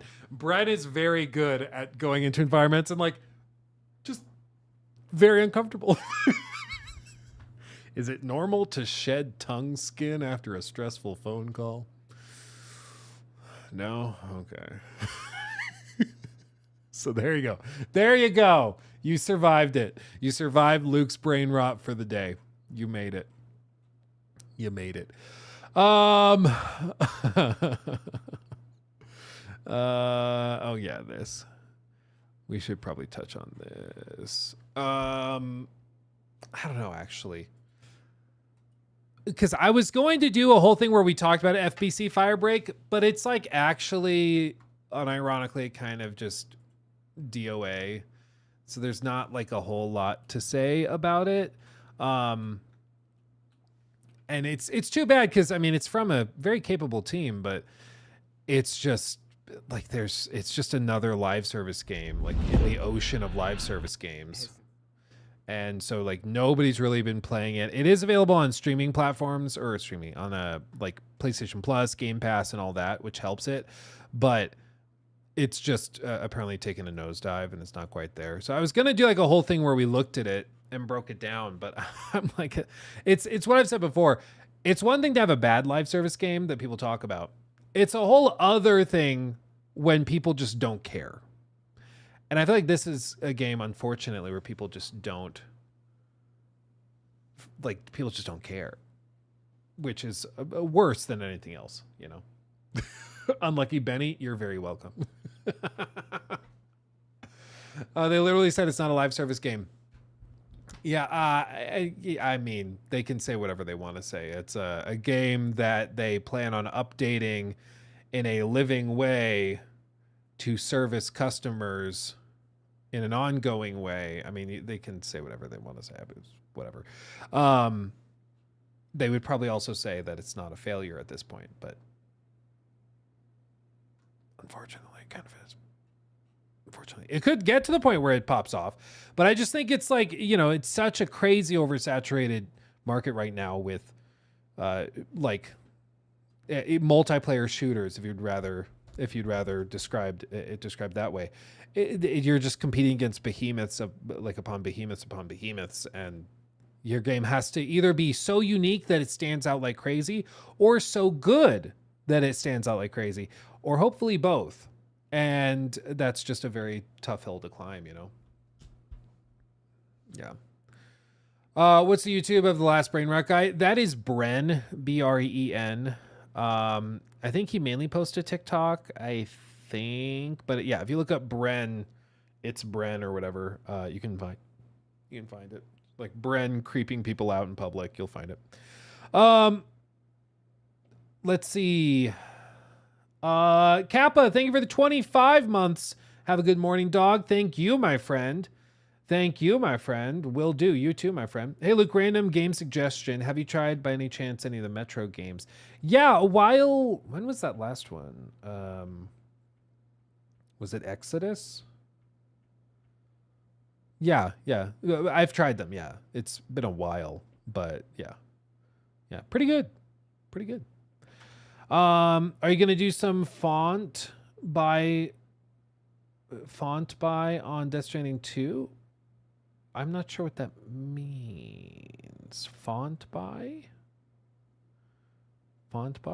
Have I played yeah, I'm not sure what that means. I'm not sure. You know, font by. Do I know? do I know? Do I? I think we should touch on this real quick. Probably not super quick, but because I want to also look at this. But yeah, there's some more interesting things. Any thoughts on Subnautica founders getting fired right before Subnautica 2 came out? Didn't that happen like a long time ago? Or am I thinking of something else?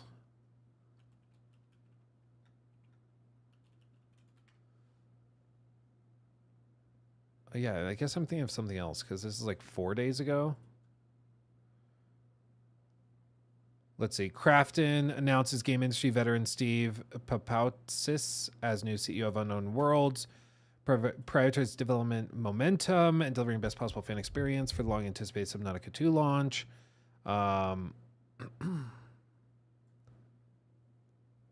Let's see. Yeah, I mean, that's kind of surprising. They just like booted him out last second. Interesting to see Charlie and Max leave. I followed them pretty closely when they started the studio and were making Natural Selection 2. It was cool watching them build their company. Subnautica was never really my thing, so I haven't kept up.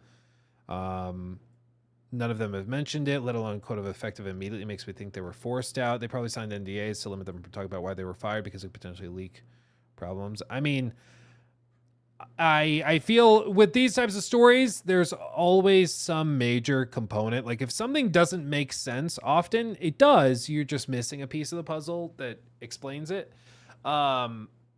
So my feeling would be that, we need to find out more. I'm not sure. I just feel like, this crazy thing happened that doesn't make any sense. It's like, it probably, things don't just happen. Things happen for reasons, maybe bad reasons, but they happen for reasons. Same with Neil and Haley both leaving the show that they've been working on for years that they're so proud of, allegedly, that now they're bailing after the really poor reception of the second season. Maybe not really poor because the reviewers liked it, but viewership fell off by 55% by the end of the season, which, I mean, kind of speaks for itself. Typically, I'm going to chart this out. Typically, with a project, you want the graph to look like this for viewership, but Last of Us has been kind of like this, which is bad. It's not what you want. Not what you want. You may like the season. That's awesome. I'm glad you like it. But the viewership has fallen off pretty precipitously, which reveals that there's some problem,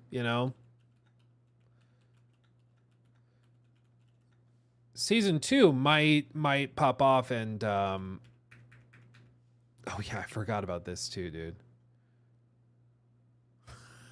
I forgot about this.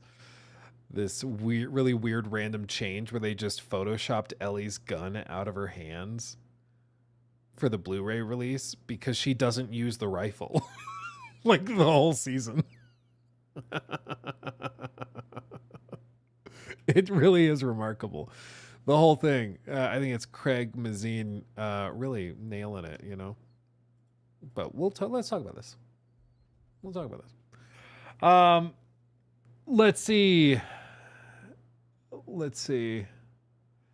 Last of Us Season 3 going to get worse. Well, we'll talk about that. I think the problem with Season 3 is just that already they've lost some viewership that connected to Pedro Pascal And then they lost viewership that was connecting to Ellie. And now they're going to lose even more viewership because season 3 is going to be entirely focused on Abby. So it's going to feel like a season of a show that shares the name with the last show, but it's going to probably feel like a spinoff. Just like The Last of Us Part 2 kind of felt like a spinoff the moment that they suddenly shifted into the latter half. So it's going to be weird. It's going to be weird. But I think most of it just has to do with dissonant writing choices that make the story not make sense anymore. It just doesn't work. You know? But let's talk about it. New mini segment thing. I miss having my reverb. I don't know what to do without it. I'm devastated. Okay. Let's talk about this. Let's talk about it. Also, Loxy. Thank you. Loxy just got your just resub. Thank you, Loxy. Sorry I missed that initially. That's crazy. Thank you. Okay. So we talked about this last week that Neil Druckmann was leaving the Last of Us HBO show. We touched on it because at the point that we were talking about it, this was all that had been made public when we were talking about it on stream. But since that happened, like in the hours after that, Haley Gross also announced that she was stepping back and was walking away. And if you don't know Haley Gross, if you watched like the Last of Us Part 2 documentary, you saw her all over that.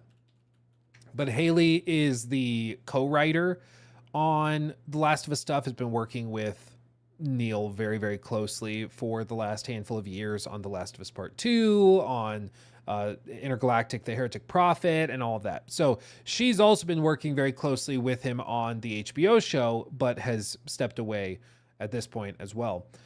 Which is wild. I mean, it's very surprising to see these two people that have worked very closely on this project choosing to step away completely and move on.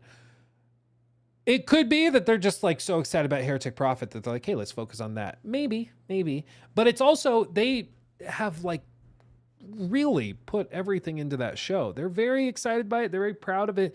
And so to see them just totally walk away from it is surprising, especially because you would think the transition into season 3 is going to be a huge moment where they need to nail that. If they don't nail that, the show will die. I mean, there is no question. Viewership has already taken a pretty steep nosedive. I believe the number was like 55% lower for the finale of season 2 versus the finale of season 1, which is bad because again, like typically when you put out a TV show, you want the line to go up. And for Game of Thrones, for example, this is what happened. Every season, at the end of it, viewership climbed because people were more and more interested and more people were hopping on. And even if you were hopping on here, you were watching all this, binging it to get here for the live reveal, you know? But The Last of Us, it kind of started like this, and then it skyrocketed by the end of season 1, and then season 2 hit, and it's just been dropping, which is the opposite of what it's supposed to do. You want it to go up. To just make it real basic. But it's because of design choices like this. Dom the Bomb clipped this where he found that apparently in the official poster for The Last of Us show that they started putting out before the season dropped, they showed Ellie walking with the rifle, for example. But Ellie doesn't use the freaking rifle in the entire season. She just doesn't. They show it,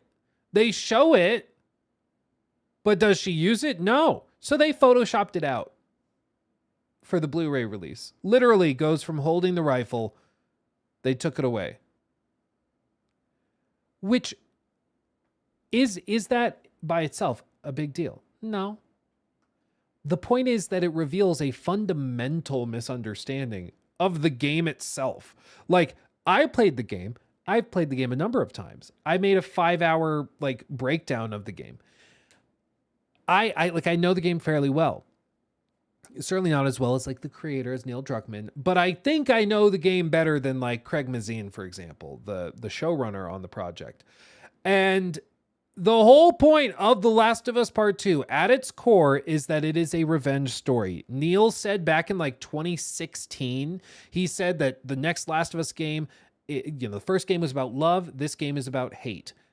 That was the whole point, that Ellie is a revenge-fueled maniac through the whole thing. And it's supposed to show you how far you can go and corrupt yourself in the pursuit of revenge. And that at some point, you just have to let it go. That's the whole message. That's what they say at the end of the making of documentary.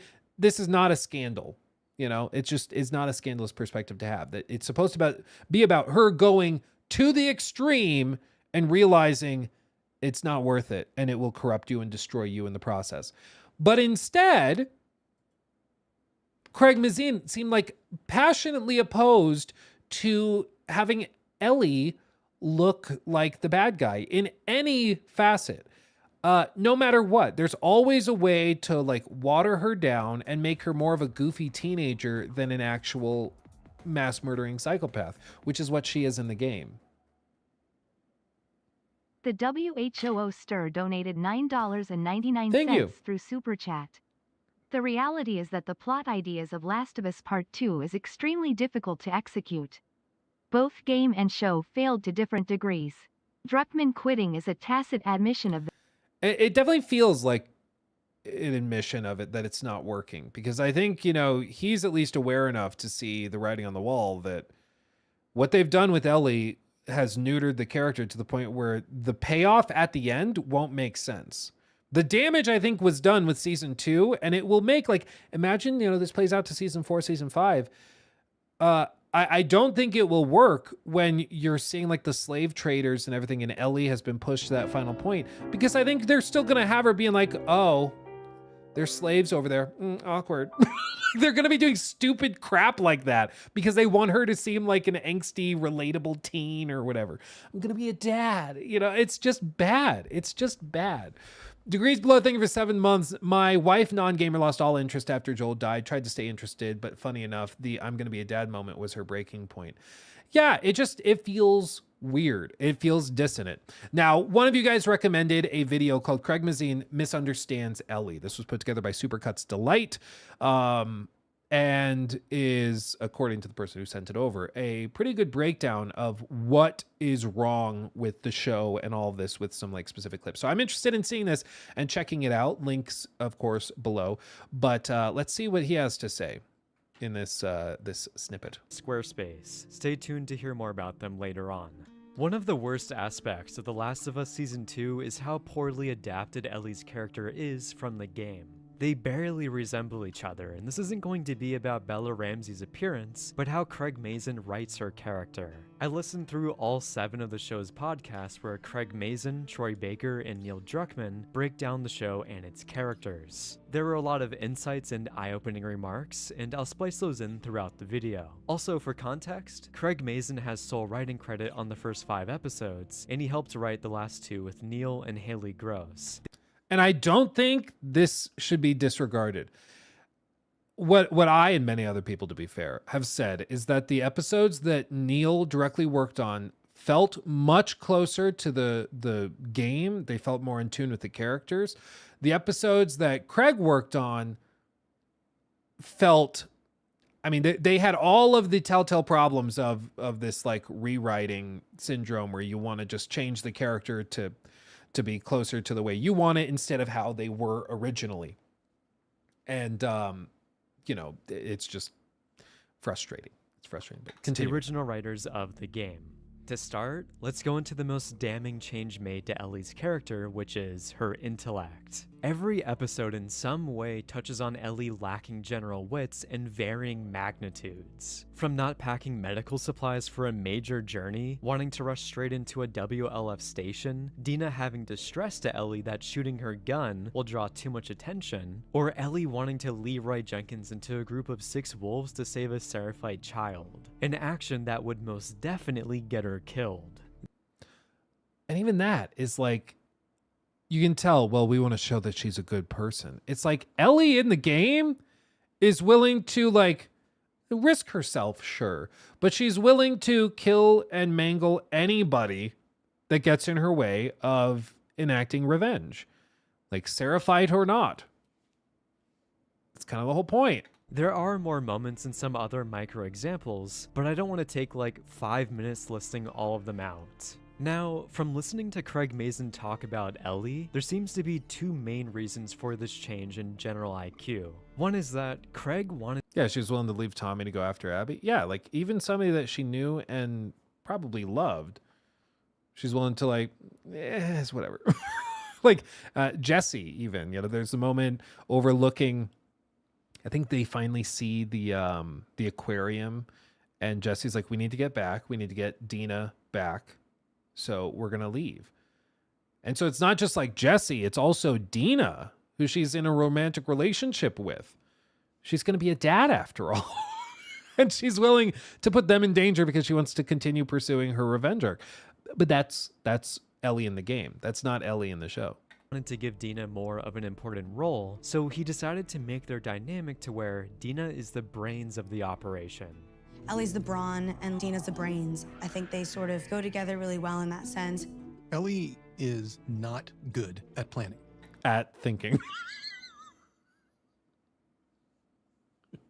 Sorry. Ellie is amazing at doing things.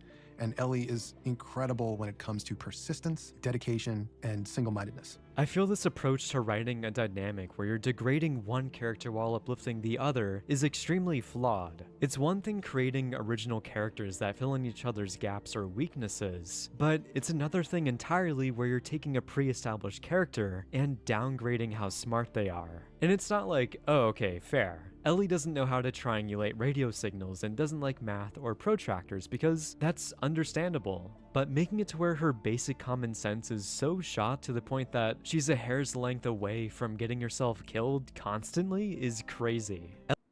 But yeah, she's a hair's length away from getting herself killed constantly. Yeah, this is how it made us all feel. I do think he raises a good point, which is that it's not just elevating another character, it's pushing another character down to make this character seem more present, more valuable, more useful in the situation or whatever. It's what happens a lot with, like, I can't even remember the name of it. The recent show that follows the story of like Iron Man and everything. Was it Iron Heart or something like that? I saw some snippets of it, but mainly I heard my friend who's very into Iron Man, like owns multiple masks that are like fully robotic and everything. And yeah, he had some passionate statements about how frustrated he was with it, because he's like, they basically talk down and like piss all over the memory of Tony Stark in order to make this character seem better than him. And it misses the point. And it's also like, no, we love Iron Man. Why are you like pissing on the parade? Like, what are you doing?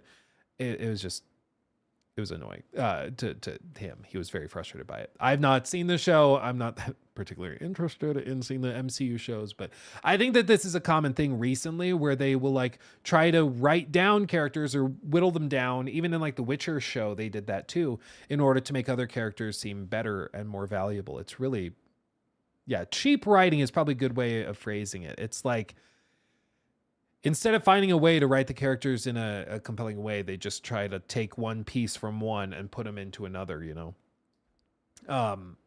And it's too bad because it really whittles it down. And again, it begs the question, like, but why did they need to do this, period?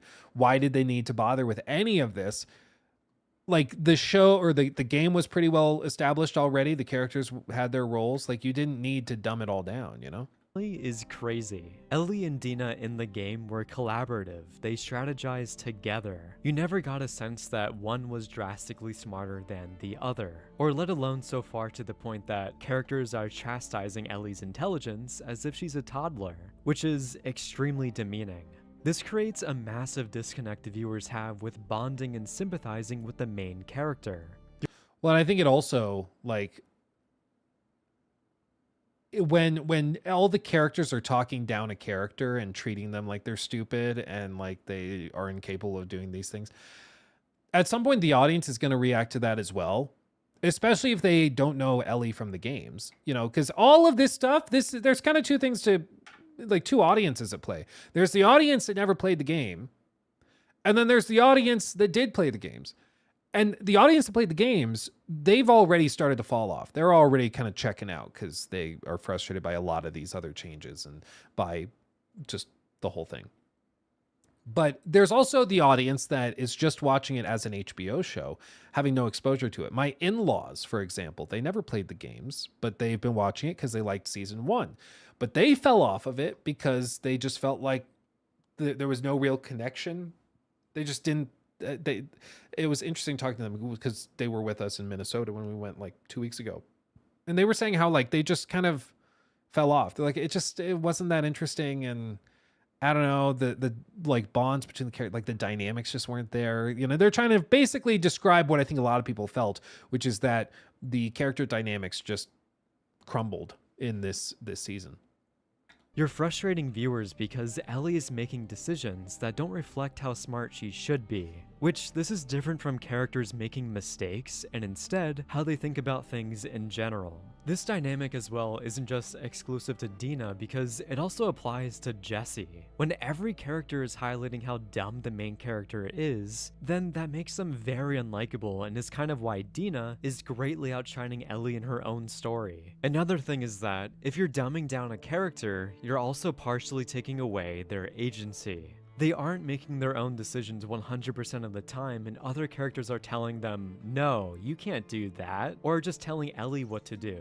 This it's hard to root for someone that's really, like, stupid and keeps making terrible decisions and mistakes. You know, it's like when you're playing a horror game or a horror movie, you're watching a horror movie, and then there's the character where you're like, there's a monster in the garage. Let's go look. Like, you lose all sympathy. You don't root for that person. You're like, yeah, they deserve whatever's about to happen to them. And I think that also happens in this show where Ellie does a lot of stuff and all the people around her are like, dumbass, stupid doo-doo head. And she's just like, no, but I'm angry. It's my dad rage. You know? It's just... Again, you treat a character like they're stupid, you shouldn't be surprised when the audience feels like they're stupid.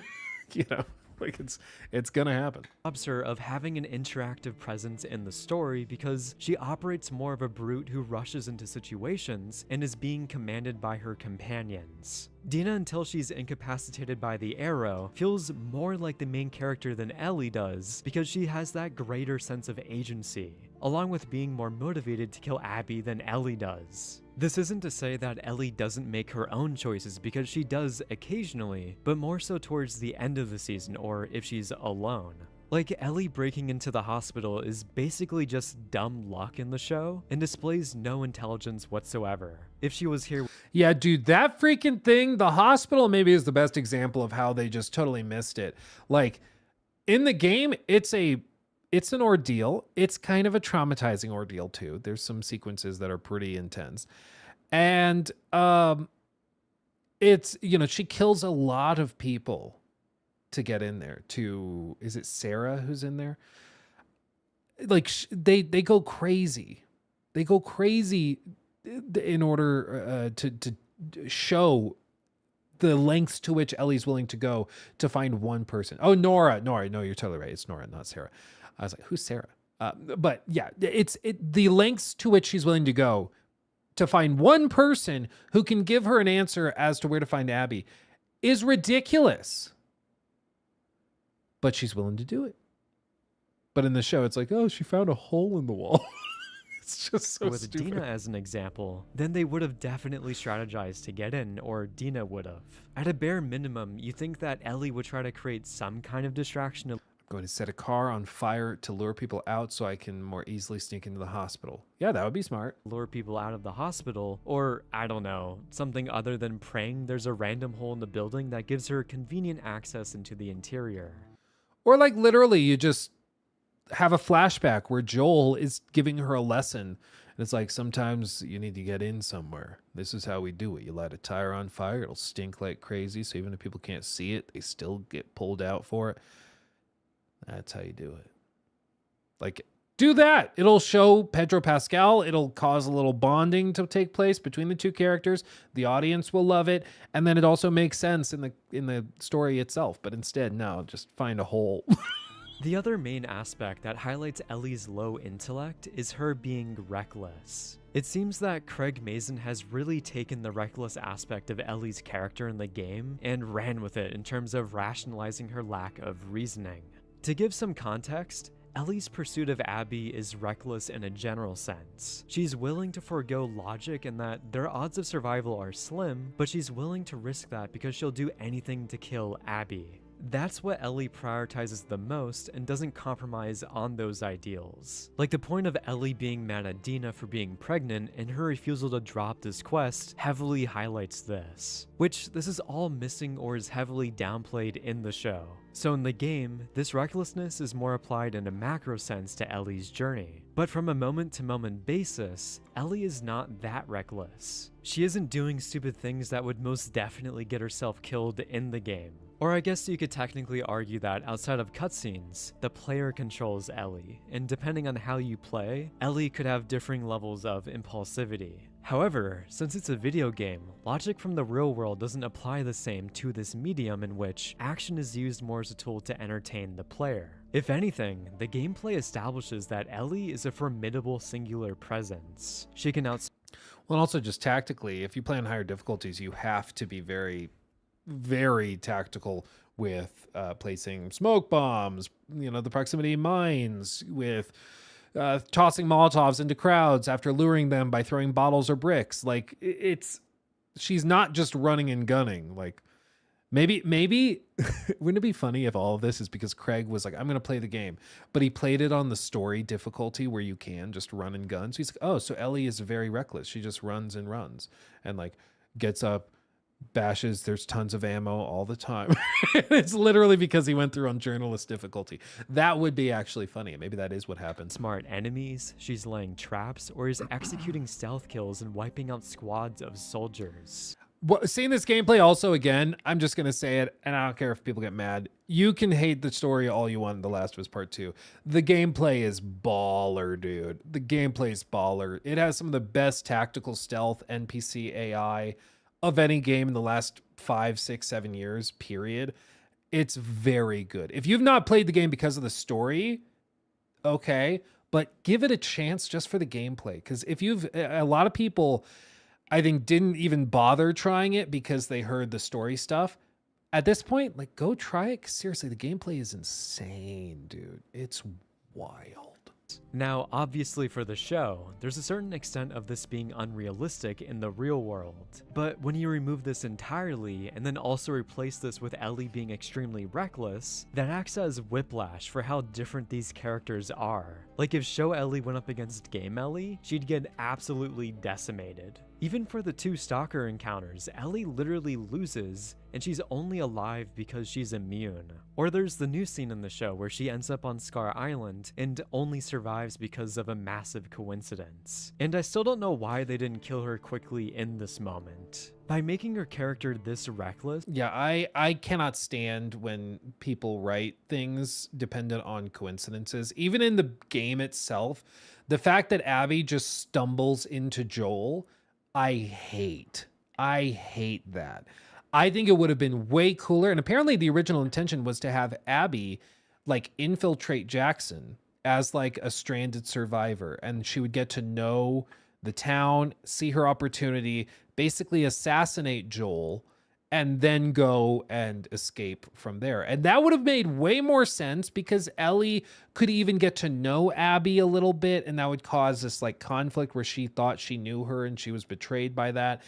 And of course, then she would know the people, their names, or at least what they said their names were, and their personalities. You could tie that into the gameplay where it's like, no, Nora is a scaredy cat. She'd never go outside at night. So she's going to be in the hospital at this time for sure. She's not going to be on patrol. Like there's all sorts of different things that you could do with that would have made way more sense than just, oh, well, we went and found a house and then we found Joel and brought Joel to a house and beat him up. Like that was so stupid and so overly reliant on coincidence. I think if they did something much more tactical, it would have been way better. But anyway. That not only makes them even more unlikable, but you're also now highlighting their plot armor. Ellie is barely alone in the show, and the couple times she is on her own, she's surviving encounters because of flat out luck. It wouldn't make sense for her to suddenly be way smarter on her own, which is basically a requirement for her to stay alive in these situations, so Craig Mazin naturally has every encounter conveniently go in Ellie's favor.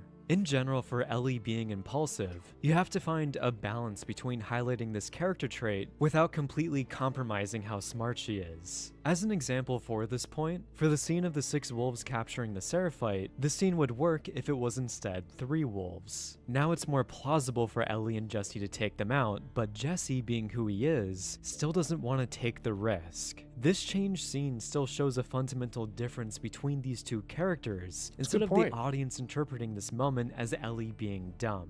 So yeah, to me, it's a pretty weird and demeaning change, downgrading how smart a character is. Especially so much to the point that now the audience is even becoming frustrated with the character's actions. And when you get to that point, then I feel that's a failure on the writing front.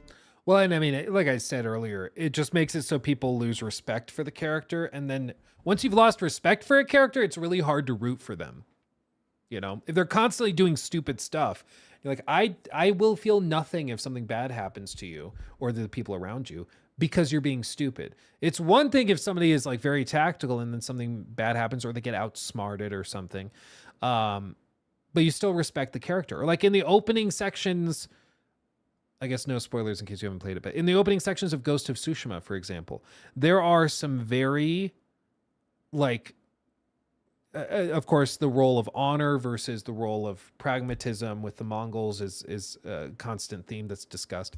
But there's a one point where maybe Jin does something you could interpret as stupid, but it's more because it's based on tradition and that's how they do things. And he charges face first into the situation instead of being more tactical. But you still respect him as a character because you understand why he did it. And it wasn't, in my opinion, just him being stupid, going, you know, face first into that situation. But by the end of the game, you also respect him even more because he's been willing to make those sacrifices and overcome those restrictions for the sake of achieving his goal. You know, he built on that. He overcame it. And you still respect him. Ellie in the show, you just are like, she just comes off as like a bratty, whiny, frankly, kind of stupid teenager. Before moving on to the next point, let's talk about today's sponsor, Squarespace. Shout out Squarespace. Squarespace is the all-in-one website platform for entrepreneurs to stand out and succeed online. I've actually used Squarespace a lot myself. I actually do like Squarespace a lot, so I'm not sponsored by them, but yeah, shout out Squarespace. Squarespace allows you to do this easily with features like adding videos to your website, creating a vast video library, or you could showcase some of your different stories. Then, thanks to Squarespace's excellent template designs, you can make your site look effortlessly professional. I was able to make one in less than 20 minutes, and it's a very simple process. If this intrigues you, or you want to make a website of your own choosing, then head to squarespace.com and use my discount code SupercutsDelight to get 10% off your first purchase of a Use this coupon code. domain. Now let's get back to the video. Going into the next aspect for Ellie's character that has changed is her maturity. Craig Mazin seems to be convinced that Ellie is still a teenager or is still becoming an adult. But this is where Ellie wants to make a choice. When Dina questions it, Ellie says, we'd rather let the men handle it. And it's not even about gender. It's about adults, really. Dude, I'm sorry. I could never listen to these podcasts. I would go crazy. I would go actually so crazy. Oh, props to him for doing it for the video, but man. What she's saying is, do you want the grown-ups to handle it? Are we just kids? To be fair, a 19-year-old is still pretty young, but everyone has differing levels of maturity at different ages. And I feel like, again, one of the themes of Ellie through the entire game is that she's like more mature than anybody else for her age. Doesn't Joel even have dialogue where he says like, you grew up too fast or something like that? I think there's even dialogue where he's like, yeah, you need to be a kid sometimes. Like you don't need to try to be so grown up. So again, treating her like the immature child, dad baby, is just like, it again causes the audience to not respect her or her choices at all. And for this world specifically, you have to consider the fact that Ellie and everyone now are growing up in a post-apocalyptic environment, meaning that these characters are experiencing so much shit that their mental age should be far higher than their actual age. By the age of 19, Ellie should be hardened. She literally grew up in a hostile environment in Fedra school, and her best friend died right in front of her. Her life is riddled with trauma, and you're telling me that Ellie is still acting like an annoying kid who's longing to be an adult? I get the sense. Well, and I think it's one thing if she's acting immature to like cope with a bad situation, because that happens, like a stressful situation, somebody jokes to make light of it, but they are fully aware of how bad things are, but they just cope to deal with it. You know, that's one thing. And that can be an interesting nuance to explore within the story. But I feel like she took a step backwards in maturity from season 1 to season 2, even though 5 years have passed, which is just weird. And again, I think it probably is because Craig was more directly involved with the writing of it. Sense that Craig Mazin is applying our reality where a 19-year-old is not really an adult yet to this world, which doesn't really make sense, and I find his writing to be kind of contradictory surrounding this topic. He even includes the moment where Dina and Ellie talk about their first kill, which is a wild conversation to have in our world, but for theirs, that's a normal topic.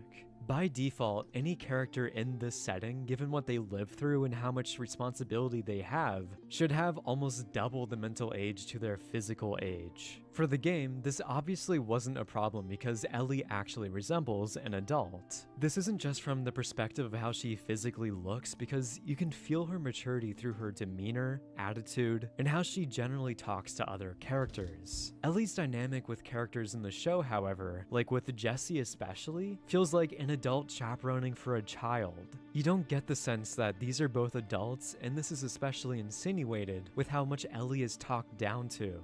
I know Jesse in the end is very frustrated with Ellie, but their entire vibe felt like a parent coming to get a child that ran away from home. Instead of, hey, you went off on this extremely dangerous revenge quest, let me help you. There's more respect between characters when they're both construed as adults, and this respect is fundamentally lacking in the show.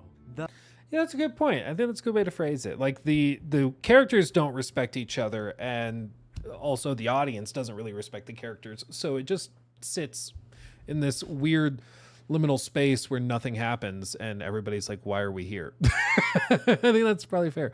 Oliver, do you think maybe the difference between Druckmann's episodes were him trying to counteract Craig, so that led to confusing Ellie?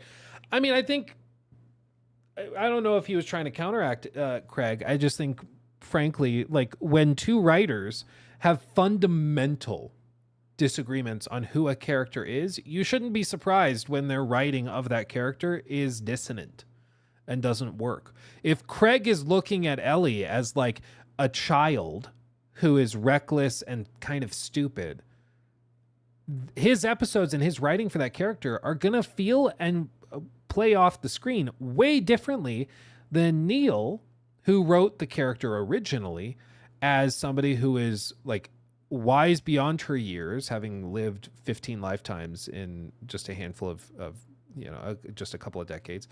And that she also is tactical, capable, and pretty sharp. And yes, she's reckless, but she's reckless in the pursuit of her revenge quest, which is at the core of everything she does. Like, I think, again, it's maybe not intentional that they were trying to like counteract each other. I just think Craig has a totally different Ellie in his head compared to what Neil has. And so when they're writing different episodes, it just doesn't play off properly, you know? Thus, their dynamic is completely different from the game. This also synergizes with her intelligence point and Ellie still making choices that an impulsive child would make. Like again, that moment with the wolves capturing the Seraphite is essentially the thesis of why Ellie is written so poorly, because this isn't what an adult would do. Jesse is basically wrangling and operating as if he's in daycare mode. Even the joke in the library where Ellie grabs a Sesame Street book and Jesse's remark here is an odd moment. You picked a good one. Should have thought of that. And the fact that again, like everybody is talking down to her. It's like, hey, idiot, put the book back. Dude, it's crazy. It's like, Yeah. Oh, do you want me to play blocks with you? We're gonna go kill the girl that killed your sort of dad. Yeah. Yeah. Do you want some crayons? It's amazing. It really is amazing. Ellie's older now.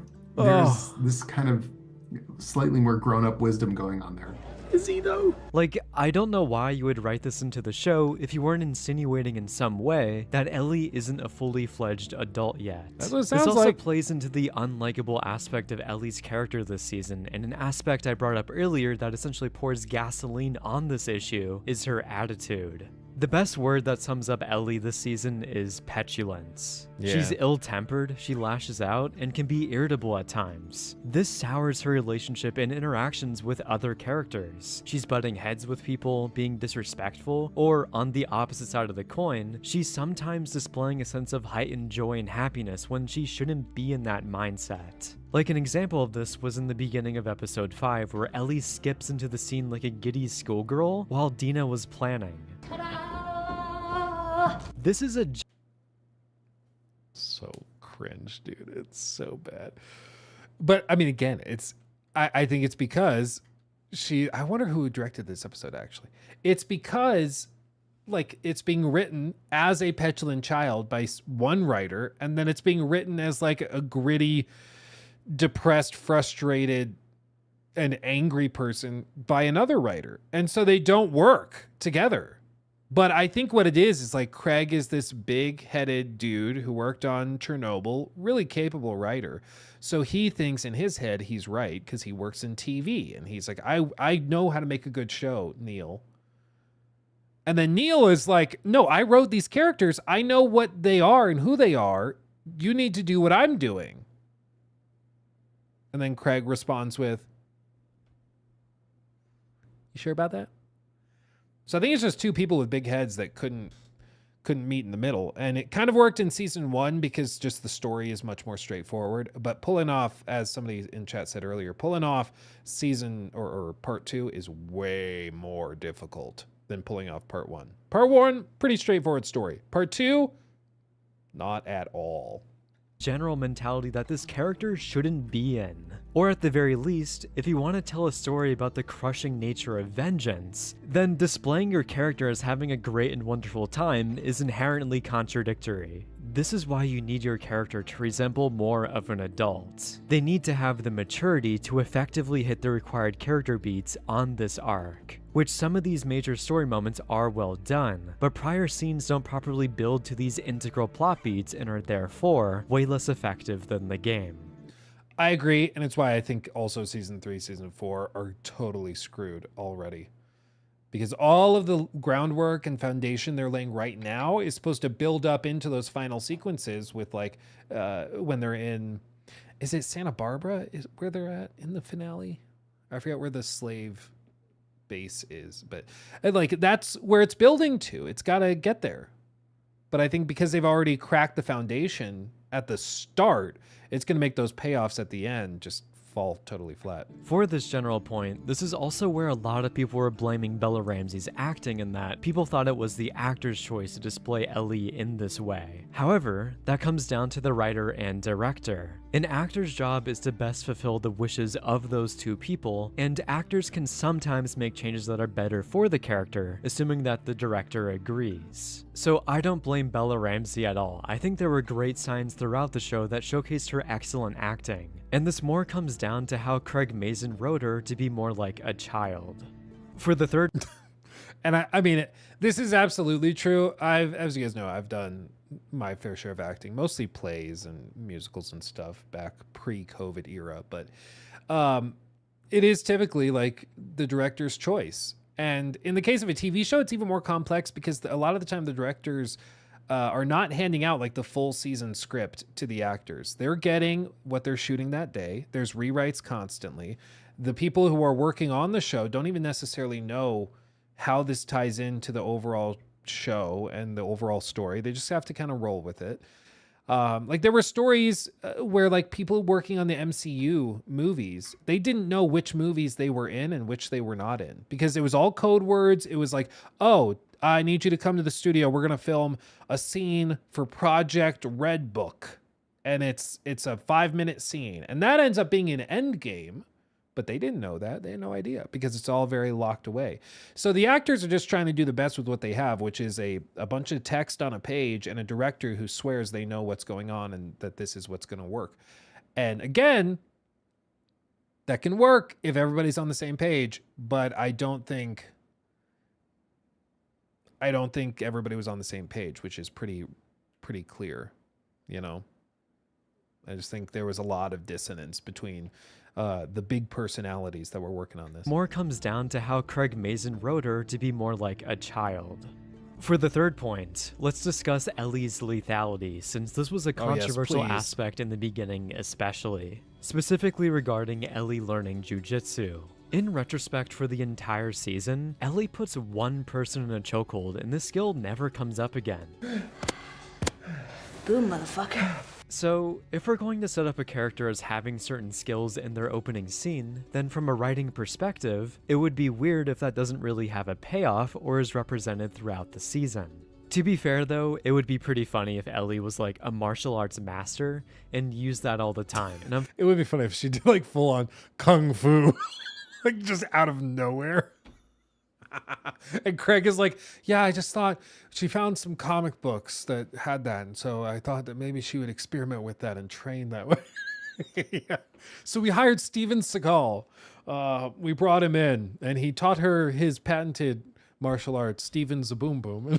Dude, that would be so good. Find out that's scarcely being used and primarily as a last resort. However, this now goes into the point of she doesn't really have any other main skills, which is kind of a contradiction in her role of being someone who goes on patrols. I think the most natural skills that should have been established that stays more true to Ellie is her resource. I didn't think of this before, but she does kind of come off as a Nepo baby, doesn't she? Like she comes off as somebody that's been put on patrol and put in these positions because of Joel, not because she's actually capable of anything. And that almost works with all of the disrespect she's given by everybody around her, where everybody's talking down to her and is like, you know, oh, you need a toddler book, that type of thing, because they disrespect her for being a Nepo baby. I never really thought of that or realized that before, but she does totally like come off that way in the show. That's crazy. Resourcefulness in crafting, like in regards to traps, along with her also being skilled with a bow. For the crafting skill, she'd actually have to be intelligent, so there's no way this version of Ellie can craft a makeshift pipe bomb as an example. Yeah, there is literally no way she could possibly do that. This version of her, incapable. There's no way. And those aspects in the game kind of just act as a way to give the combat more variety in weapon choices. But for archery, that's a straightforward skill that any gender can master, and one that also plays into stealth. Something that Ellie should be relying on in this war zone with people and infected everywhere. Being a skilled archer, Ellie would have more of an identity and would have more value to contribute. Yeah, she could that gun she has that they just showed her loading again. She never uses it. And as a result, and I mentioned this at the top of the segment, they would go on to Photoshop it out of the poster, which shows they know. They know how weirdly dissonant this was, that they had this rifle, which in the game is like a pretty significant moment. There's an entire flashback with Tommy teaching her how to use it, like before they go to the music store resort thing with Joel. And it's just never used, so they Photoshopped it out. It's crazy. Absolute madness, dude. Kill people and have them avoid the entire problem of making loud noises.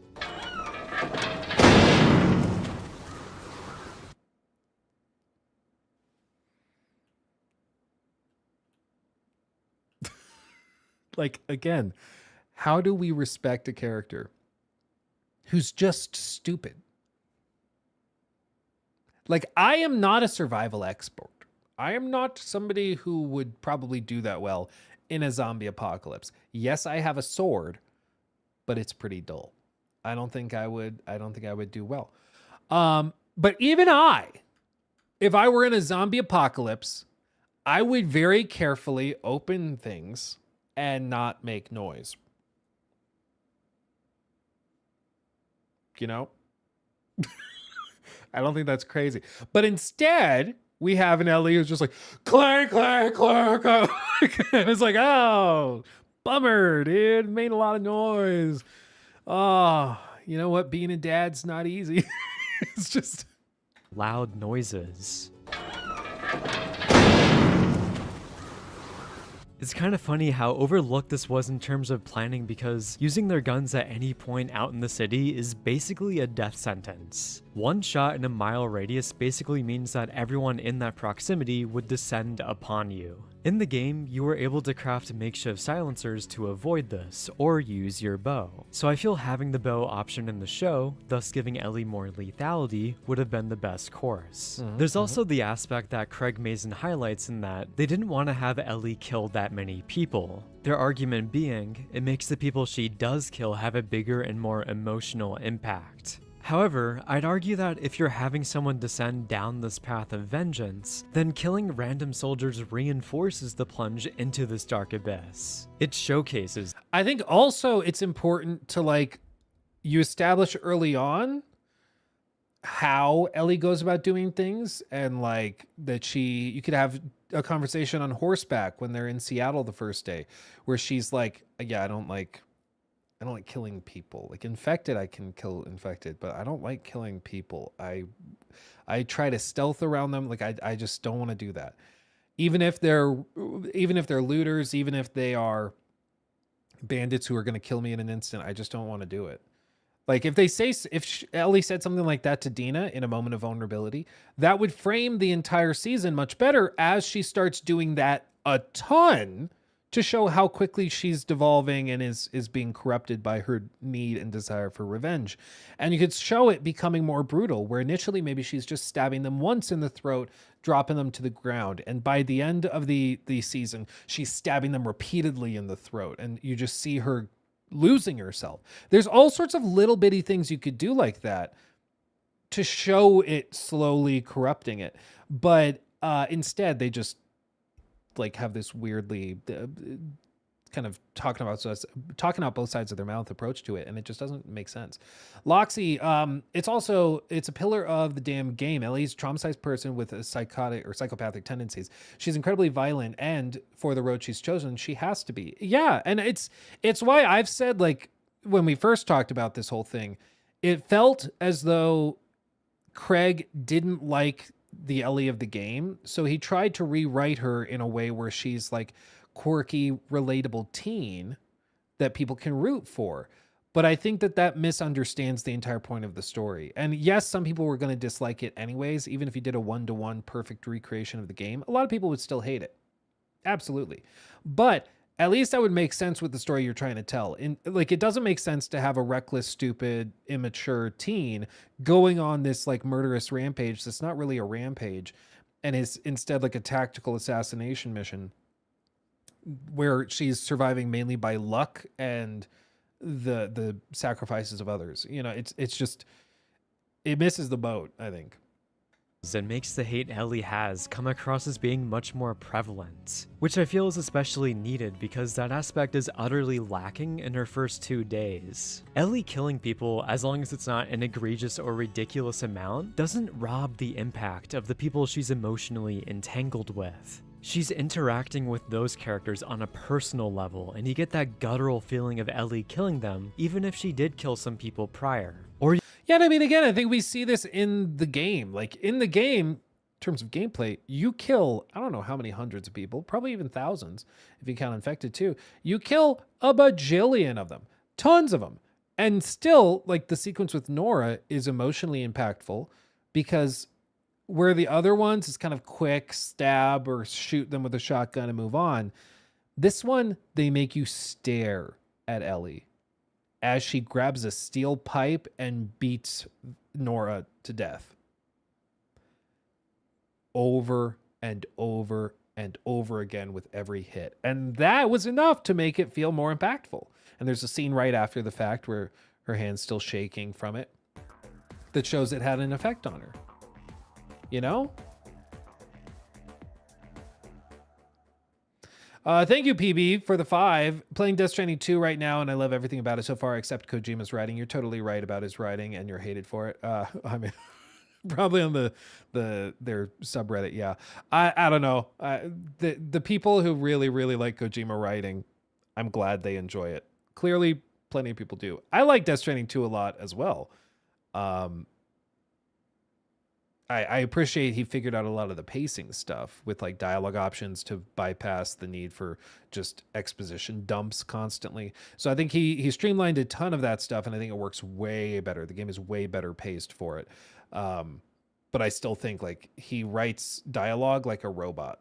You know, it's like an alien trying to write what he thinks people talk like. It's just very funny to me. Still a great game, but yeah, it's like an alien trying to relate to people. It's just very funny to me. But yeah, Death Stranding 2. Good game. Recommend it. Or you could present it in a way that Ellie is more or less killing wolves because they're trying to kill her. Like her killing that first guy was a necessity because it was a fight for survival. If you had Ellie kill more people, I think this would make the narrative flow much better. We wouldn't primarily have Ellie romancing Dina and declaring that she's willing to go home for her. That completely downplays Ellie's hateful potency and makes some of her choices not make sense later on. The exhaustive violence in the game is kind of the point. This is a demanding journey that is taking a massive toll on Ellie. Each day she's becoming less and less of herself while pushing away her friends in the pursuit of Abby. Ellie in her first day for the show is arguably the happiest she's ever been, which is absolutely wild if you played the game and undercuts the revenge arc. Craig Mazin also cut out a major moment where Ellie kills one of the people from the crew on that first day. This was probably cut because of time restraints, but in doing so, it has major consequences for how the story is construed in those first 2 days. Ellie doesn't actually initiate this vengeance arc until the end of the second day. So in essence, Craig Mazin swapped out Ellie's lethality and her violent spree of vengeance with romance. You're welcome. Yeah, basically.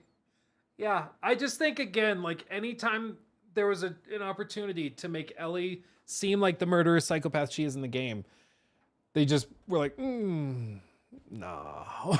What if they like sang a song together? What if they cuddled instead? And it's just, yeah, shocker. People don't really respect the character that much, you know? He wanted to prioritize Dina and Ellie falling in love when that was something that was already established going into Seattle. A change from the game that drastically dampens Ellie's entire arc.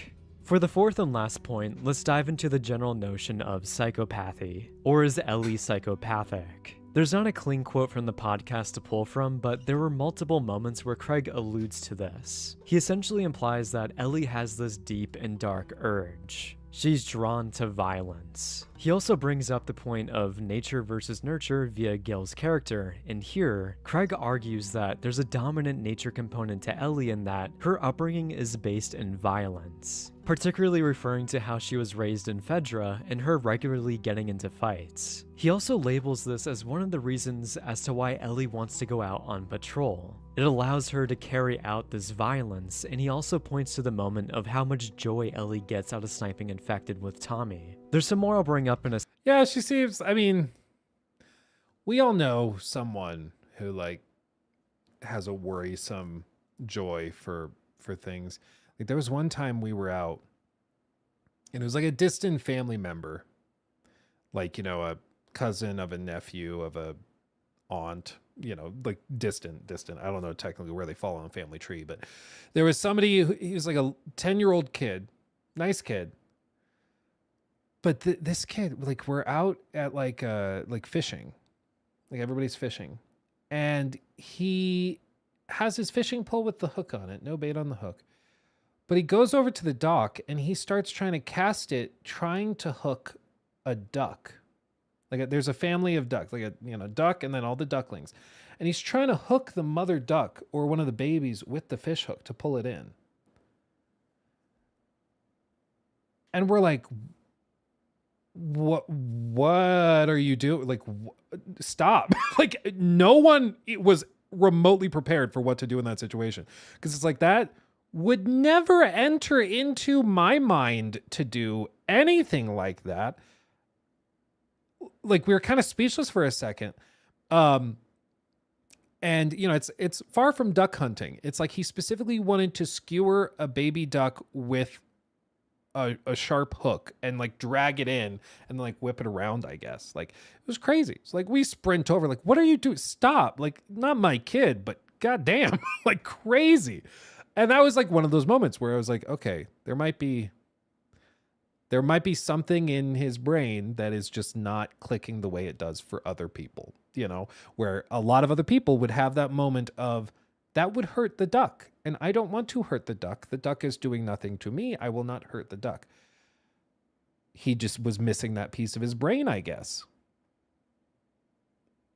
You know, it just wasn't there. So, but there's some people like that who just don't have that little bit of empathy or whatever. And it might be because of how they're raised. You know, this kid was raised in a household where they do a lot of hunting, you know, where they go out and they probably go, I don't know if they do, but they probably are the types to go duck hunting or whatever. So for him, he's like, what's the difference between hooking it with my fishing pole and whipping the baby duck in and shooting it, you know, when we go duck hunting? And so like for him, he was just raised in a way where that was not seen as a crazy or weird thing to do, you know? But I still thought it was worrisome, to say the very least. So, but the reason I bring that up is because Ellie, some of the stuff that they bring up in the show, she's kind of doing similar stuff too, like chuckling and laughing over a very gory killing of a clicker. Like, I get it. You're probably, you know, it's a zombie apocalypse and you're desensitized to it. I think that's the point. But there's no semblance of this kind of joy for gory killing in later sequences either. You know, it's just, again, I'm sure part of this is Bella's performance, but I think also part of it, or the vast majority of it, is writing and direction that just doesn't work. Like, and again, I think it's probably because Craig and Neil just have fundamental disagreements on who the characters are. Maybe Neil was trying to retcon a lot of it. We know he did retcon some stuff. Like, for example, it was what was the one story that broke recently? Oh, it was like how many, I think it was whether or not the Fireflies would have been able to make a vaccine. And he walked it back now, like nowadays in the last handful of months, where he's like, oh no, they would have been able to make it, because he needed to make Joel's decision more impactful. Whereas in the first game, like the Fireflies really seem like dumbasses. So it's like, don't think it was that likely to have been possible. But he like retconned that to make the story more impactful for the second game.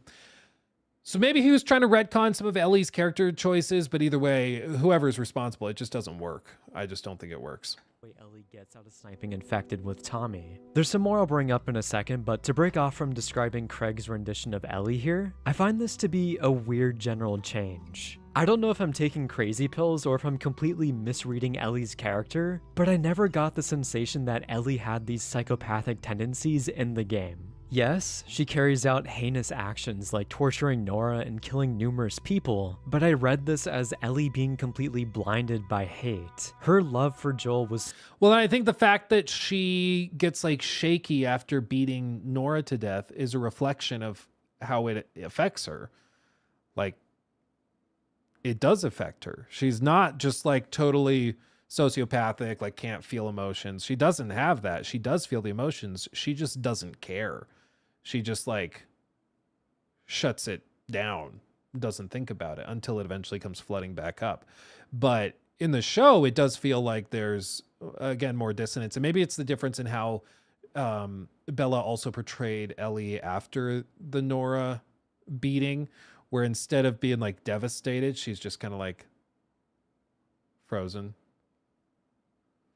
and lacking emotion, kind of in shock, I think was the goal. But it comes off as just like she's numb to all of it and doesn't think about it, doesn't feel anything. So immense to the point that when she loses him, she breaks. Joel was the only person that Ellie ever really opened up to outside of Riley. Everything that Ellie does in the game is to serve this goal of enacting justice of killing Abby, and not because she has this darker presence within her that craves this. Like, there's another example that alludes to this in how Craig Mazin adapts Nora's death scene.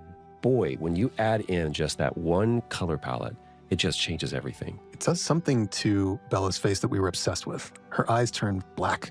Now, this is a pretty faithful adaptation on the surface, but Bella Ramsey's performance is extremely different. She's cold, is showing no remorse or sympathy, and the way Ellie is almost smiling, and her expressions here are flat out unsettling. Then there's also the whole moment of Ellie going apeshit on Nora and getting catharsis out of this. Now in the game, the way Ellie is portrayed is actually quite different. You can feel more emotion in her performance. The way she's pacing around insinuates that she's conflicted with what she has to do. And you can feel that there's a little bit of sympathy of Ellie not wanting to have to torture Nora for information. Yeah, like she doesn't want to do it, but she's gonna.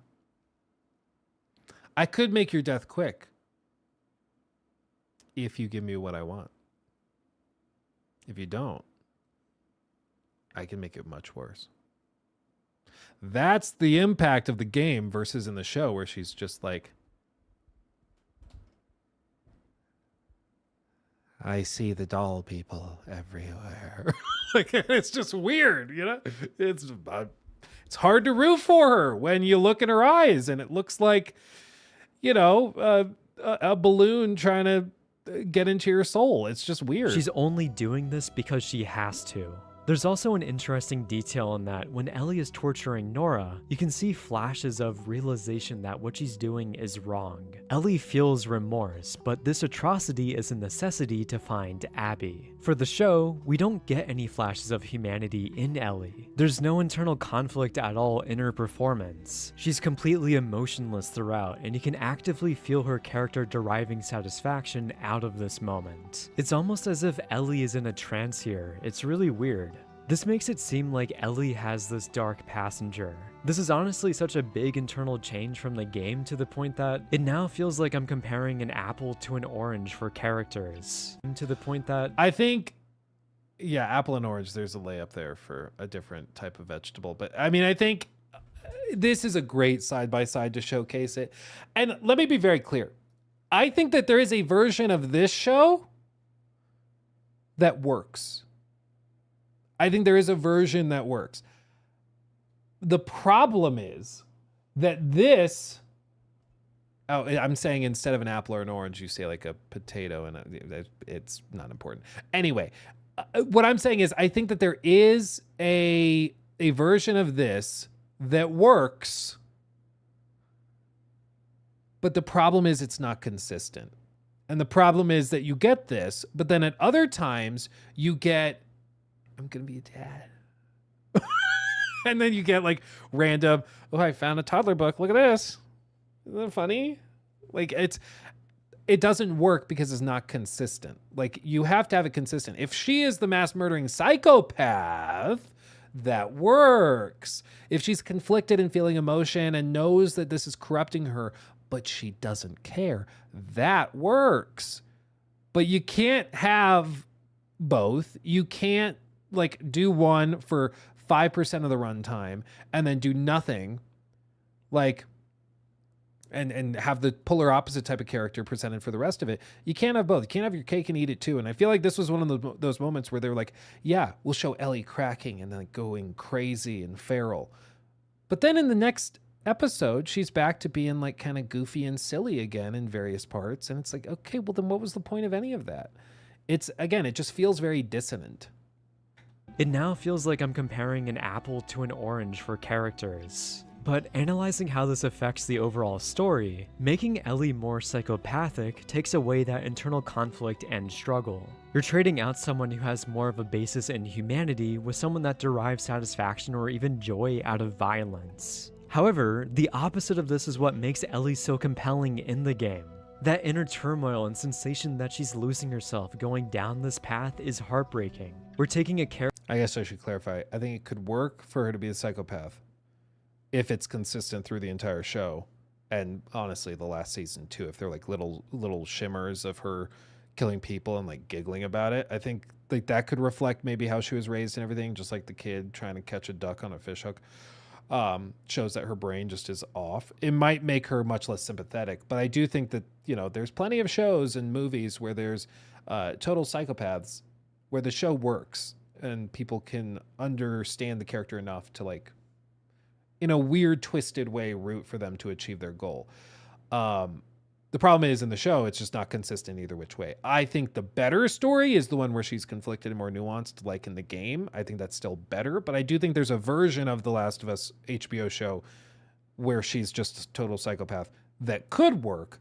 But the problem is it's not consistent across the board. It's like a little bit of this, a little bit of that all over the place. It's just very dissonant everywhere. Character that the audience loved, and we're throwing them through this devastating gauntlet of misery that tears them apart. The show, on the other hand, doesn't sell this as well, and Ellie addressing this moment with Dina is like her being in shock. Oliver, a remaster will fix this. Yeah. Doesn't sell this as well, and Ellie addressing this moment with Dina is like her being in shock, kind of realizing that she has this dark side that completely consumed her. Again, a scene that plays much differently from the game, where Ellie is actively breaking down and crying from what she did. Now, to be fair, Ellie does have the same turning point as she does in the game, where her indirectly killing an unborn child acts to shatter her blind hatred. This does illustrate Ellie as not being a flat-out psychopath at least, but again, I think Ellie not having these tendencies better communicates an arc in which she's slowly losing her humanity. So for Craig Mazin in the podcast, there wasn't a section where they heavily debated this aspect, but as we discussed, it's very heavily insinuated throughout the show. I'd be interested to hear what Neil Druckmann would think of this, and the closest he got to addressing this topic was talking about how Ellie is drawn to violence because it allows her to take control of her life. Okay.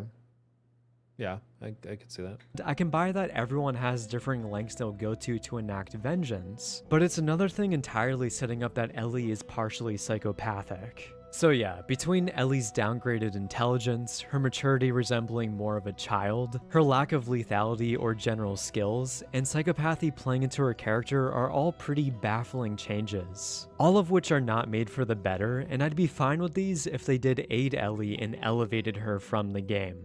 If you didn't know, I also made an overall Season 2 review, and I wanted to detach the Ellie segment from that video because it would have been a long 20-minute plus side tangent. Thank you for watching, and let me know in the comments your thoughts on Ellie this season. My Letterboxd, Discord, and Patreon links are in the description, and have a great day. Well done.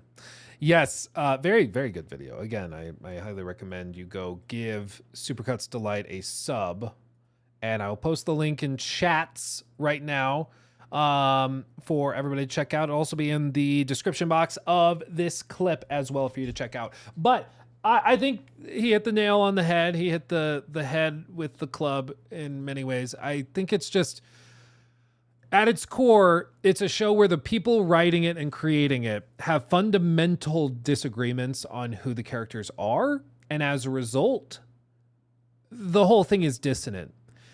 One Ellie in one scene is different from a different Ellie in a different scene. Nothing really flows properly, in my opinion. It just is clunky and bizarre. And I think, all of these problems are bad enough in Season 2. But I think the real nosedive, in my opinion and my expectation, is going to be with Season 3. I wanted to say Season 2 again for some reason, but Season 3.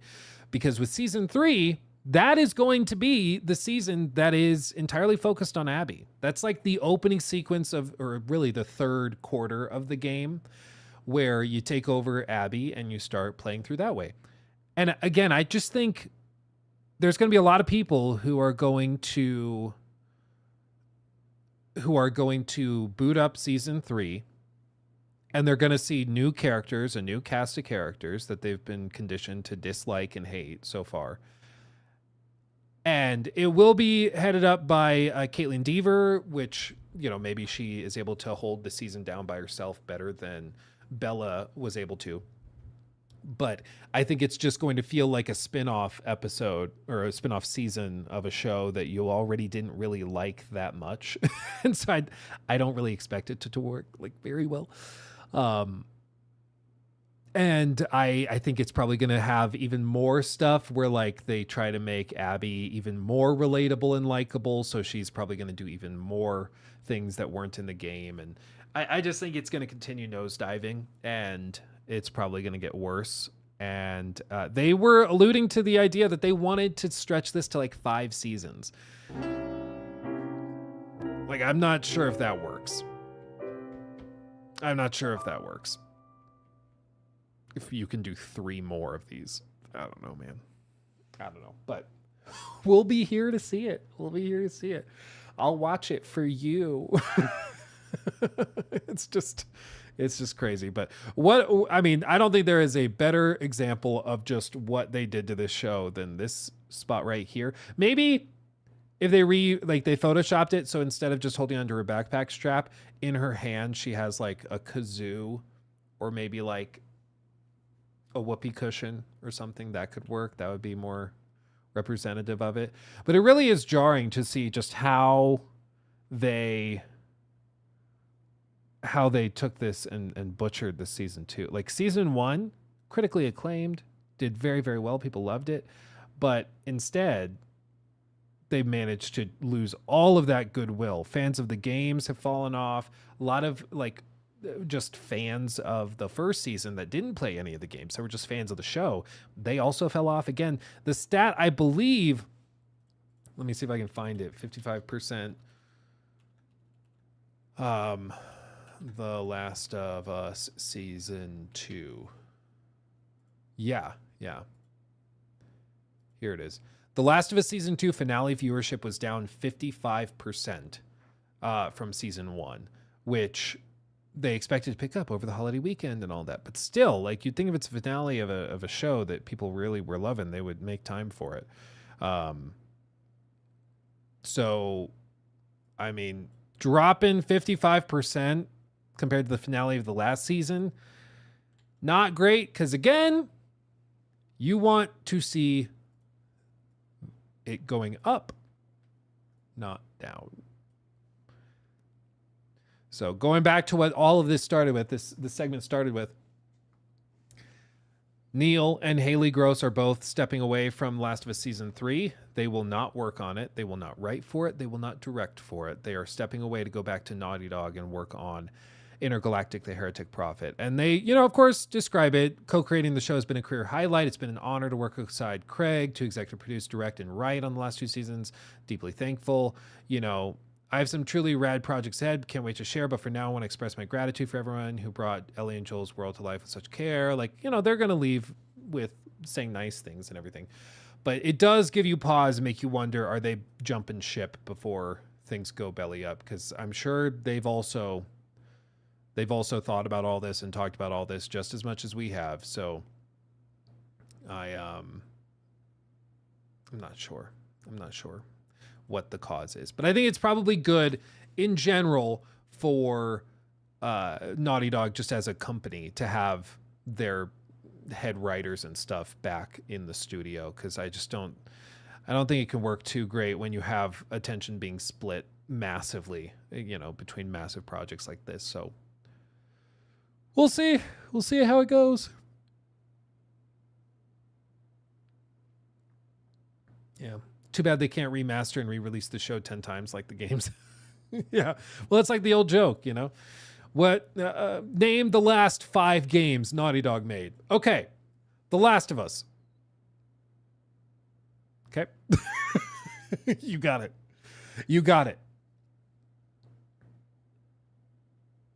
Oh, this is not spooky at all. OpenAI's O1 model reportedly attempted to copy itself on an external server when it was threatened with a shutdown. It denied these actions when asked about it. That's great. That's good. That's what we want to hear. Uh-oh. That's not good. Oh, God. Yeah, the latest game from Callisto Protocol Studios, Striking Distance, seems to have been shut down. This was based off of a senior technical artist posting, I don't know. Project Titan was canceled. It was rumored to be a battle royale game.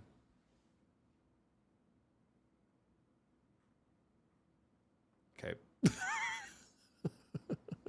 Of course. I mean, what else would it be for? let's see. What else have we got?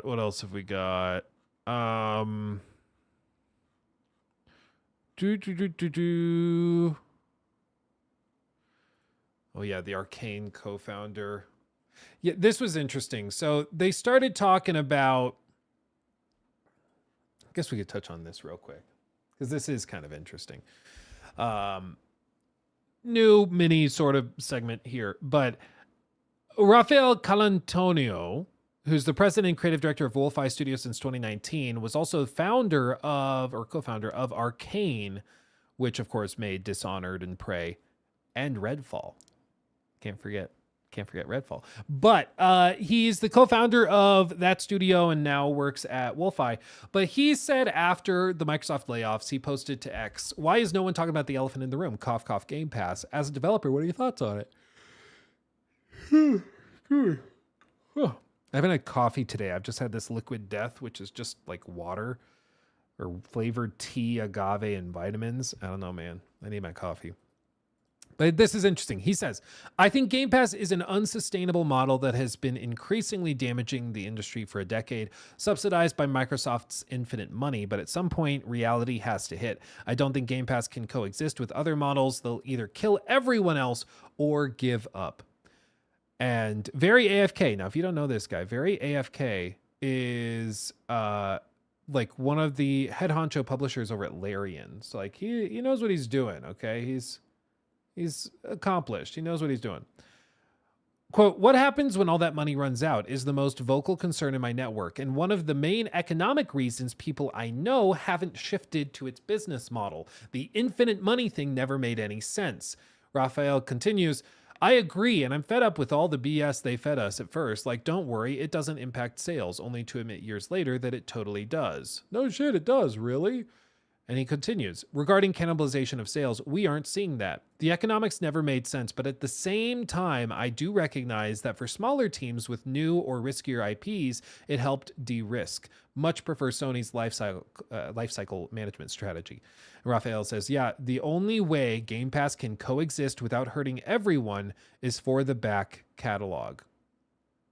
Exactly. And I think that this is like, I've heard a lot of people talk about the Game Pass thing. There is a Game Pass phenomenon that is affecting things.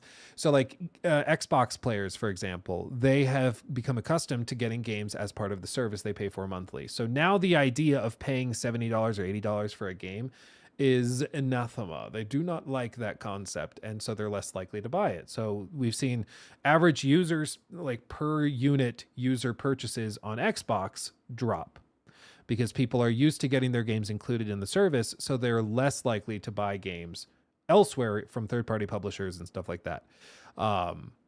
Which kind of makes sense. Like, you create a platform that is framed around frugality for a lot of people. They're getting into Game Pass because it's an affordable option.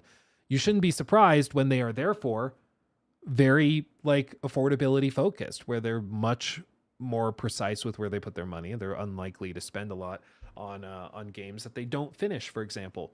Whereas on PlayStation, those gamers and those customers are much more accustomed to paying full price for games, just like Nintendo players are very accustomed to paying full price for games because they never go on sale and they're in a lockdown ecosystem.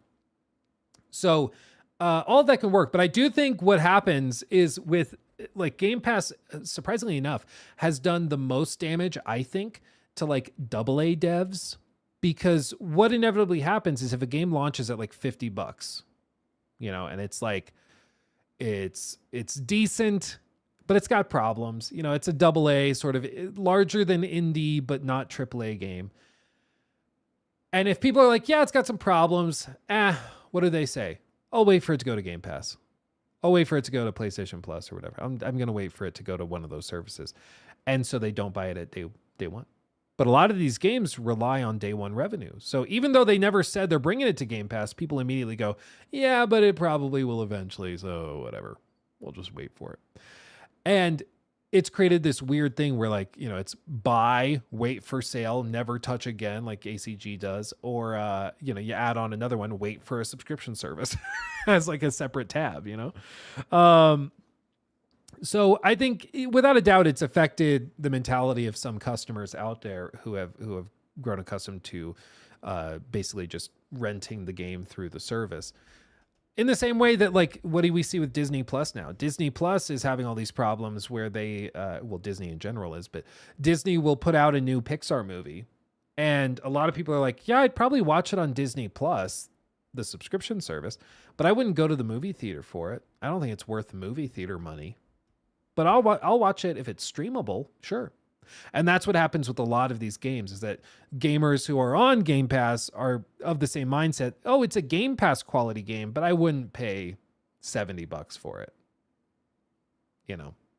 So I think it does affect things, certainly. As for the infinite money thing, the best thing you can look at is what happened with Netflix. So the entire platform is subsidized by the parent company or by outside investors for a while until the money dries up. And what happens is, and this was exactly what happened at Netflix, is that money is spent, usually excessively, early on in the platform's life cycle until you get to a point where it just doesn't really make sense anymore. So, you know, you're spending billions of dollars, in this case, on video games, and you're cranking these things out. And some of them are really good. Some of them are pretty bad. Some of them are just okay, but you're pumping out a ton of games, filling out this portfolio.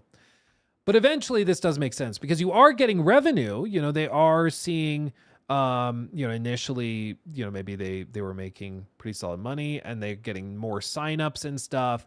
Or even if we chart it from here, you're getting new signups, but eventually people kind of plateau out. And this is kind of what's happened with Game Pass, is that they've reached like 30, 35 million subs, and it's going to grow over time. More people will sign up as the market grows, but you're not making profit here. Like, this is all losses because your expenses are too high, right? Jimbo404 donated $10 through Super Chat. I think there has been a large shift away from day one purchases due to the poor performance from even veteran devs, Cyberpunk, and increasing costs of day one games. Mm-hmm. More people are happy to wait now. I think absolutely. Yeah. I think people are just more precise with it. I forget who said it. Was it Lawrence with like Insider Games or something, or Inside Gaming? But it's, forgive me, I can't remember who said it, but somebody said, I think gamers just have developed taste, which is a little funny, but it's basically like, yeah, gamers have just gotten to the point where they know a lot better about what they like, what they don't like, and they're being much more cautious with their money. And I don't think that's necessarily a bad thing, because it used to be, oh, there's a new $70 game from Square Enix. Yeah, I'll go try it. I'll give it a shot. In that case, back in the day, it was 60. But yeah, I'll give it a shot. Nowadays, people don't do that. They're like, it needs to have like an 85 on Metacritic minimum before I touch it. They've gotten much more precise and I think unwilling to just risk wasting money, which I can't blame them. Can't blame them. Counterpoint, Monster Hunter Wilds. Monster Hunter Wilds is a counterpoint for sure. Monster Hunter Wilds is a game that was broken as hell at launch, and only now people are like realizing it, or the fan base is realizing it after hundreds of hours, which is very funny. I remember back when it first launched, just 6 months ago or whatever it was, mentioning the bad performance. People are like, yeah, well, suck it up. It's just your bad computer. Most people like us, the game runs great. And now you're reaching a point where people are running out of content. They're like, yeah, I've put 300 hours in, but the game runs like crap. Do not recommend. It's funny. But I think I think Monster Hunter is probably a better example of just the power of a powerful and very well-beloved franchise. People are willing to buy a broken franchise or a broken game if the franchise is something they love and connect with enough. Excuse me. Again, I need my coffee. But this is what happened with Netflix, where, maybe even if we shift it, they made some money for a little while, but eventually the costs just get insane. And this is, you spend $70 billion on a developer here, $7 billion on a different one. Like, the money just starts to get out of control. So what do you have to do? Got to cut costs. A la carte donated $10 through Super Chat. If my game doesn't run at 200 FPS 4K at launch, then I don't want it KEKW. Yeah, exactly. I think a lot of people have that mentality. And it's kind of swung both ways. I mean, some people are like, I found this one thing in the game that didn't work quite right, so therefore the whole thing is trash. And it's like, okay, you were never going to be happy. It's like those Crowby Cat comparison videos where some people will do similar things like that. Like, oh, the water physics in this game is not as good as water physics in GTA 5, so therefore the game sucks. And it's like, not necessarily. Like, yeah, it would be great if it did have great water physics, but for some games that's not important. Like, that's just not that crucial. You know, there's always going to be nitpicking to be done. It's specifically, nitpicking is great if it is directly like pertinent to the discussion, if it pertains to the quality of the game. Like Starfield being a game about space exploration, but everything is broken up by load screens. Yeah, that's a problem. That affects the enjoyment of the game. If it's an RPG where the choices you make don't matter, that's a problem. That's not just nitpicking. That's an actual problem, you know? That's an issue. But this is what's going to happen with Game Pass. Right now, they're about like right here. Okay? Maybe they're right like here, if you want to think about it like that. But they are just spending so much money that even though 35 million, 35 million users, if we say 35 million times whatever the average revenue is, maybe like $18, because I think Ultimate's 25. So let's say it's like $19. Okay, they're bringing in $600+ million a month. Granted, there's processing fees, there's all sorts of stuff that goes into this, but still, they're bringing in a ridiculous amount of money. But still, you spend $70 billion on a company, you need to find a way to trim some fat, because $665 million still, you're paying all of those studio salaries, you're paying everybody's healthcare, you're paying for all of the office space, you're paying for all of the tech, you're paying for all the marketing, you're paying for all of that stuff. And, you got to make that work with that $665 million influx of cash. And so there is a way to make it profitable, but you have to lower the expenses, because even though you're taking in this case, this is like the $600 million mark. It doesn't matter if you're taking in 600 million, if you're spending $1 billion. And so they're going to start cutting, and they're going to cut even more, and they're going to cut even more, and they're going to cut even more. And that's what's happened with Netflix, is they've had to do the same thing. They used to just throw money at anything and everything, and now they're being more precise with it. But once they can trim enough that they can enjoy all this is all profit. So this they can enjoy. Longshot Lazarus donated $19.99 through Super Chat. Appreciate all you do, brother. Your insights and opinions are always spot on. Thank you, my friend. Appreciate you. Thank you for the 20. That's very generous too. Thank you. Yeah, appreciate you. Glad you're here. Thank you. Yeah, well, it's happening now with 9,000 people fired. Well, so with Microsoft, there's two components of this to also remember. There's Microsoft, and then there's Xbox. Okay. This is a baby underneath the Microsoft umbrella. If it's a pie, Xbox is like a solid sliver, a chunk of it. But most of Microsoft's investments are currently going towards AI stuff like Copilot. I think they're worried their deal with OpenAI is going to fall through. So there's just a lot of moving parts. But they said that their goal is to spend like $80 billion annually investing into AI tools. 80 billion. Okay. Microsoft's getting sued right now. Literally everybody's getting sued at all times. Like, I think Apple has something hilarious, like 850 lawsuits at any given time. Like, once you reach a certain level of success as a company, you will just always have lawsuits pending and stuff going.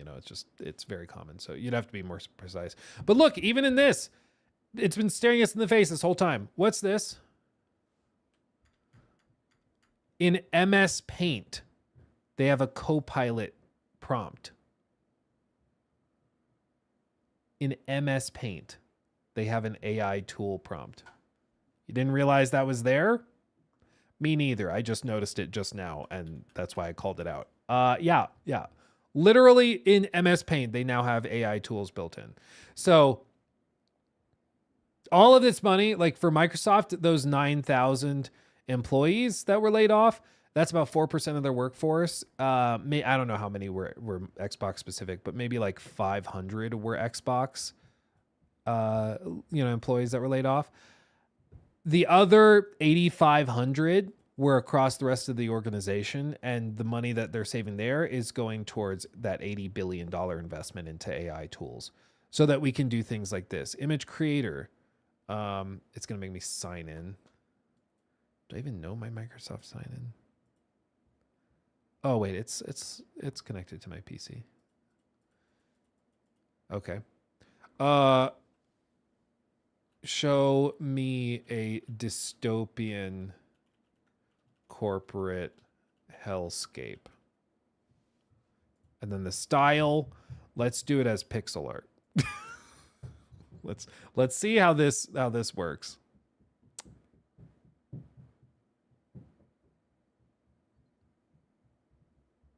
Maybe. Maybe. Okay, we'll come back to that. $80 billion a year, ladies and gents. Oh, you can't even make this up. Anyway, the point is, this is unfortunately not a new phenomenon, okay? This has happened plenty of times before where companies will make these types of budgeting decisions and mistakes and do this, but eventually they will find a way to deal with it, and that is typically by cutting costs and frantically trying to save face by cutting costs and by laying people off, by selling buildings, by issuing more shares. Like this type of thing happens all the time. And in the case of Microsoft, this is just par for the course. It's like I said, and I predicted it, unfortunately, but I'll predict it again.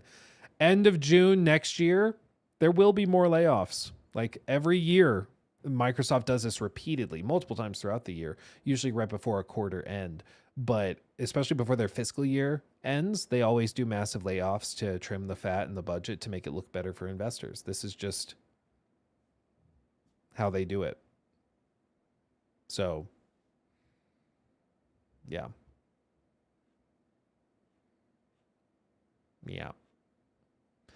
Okay. Let's see. So we touched on that. We talked about that. We talked about that. Okay. Voila. We made good time. I wouldn't be surprised if there's more cuts this year. Oh, there will be. There will be. Yeah. I don't think it's even a question. A question I do have is, who is watching this? I clipped this because this also came up in my For You page on TikTok, and this is like peak depressing brain rot content. This is a guy, his entire content is begging for donations on TikTok and acting like the world's ending with every single one. Try not to cringe. Okay? We're almost at 200,000. We're almost at... Yo, what up, JD? What up, JD? We're gonna hit 200,000 in the live. We have 1.5 thousand viewers.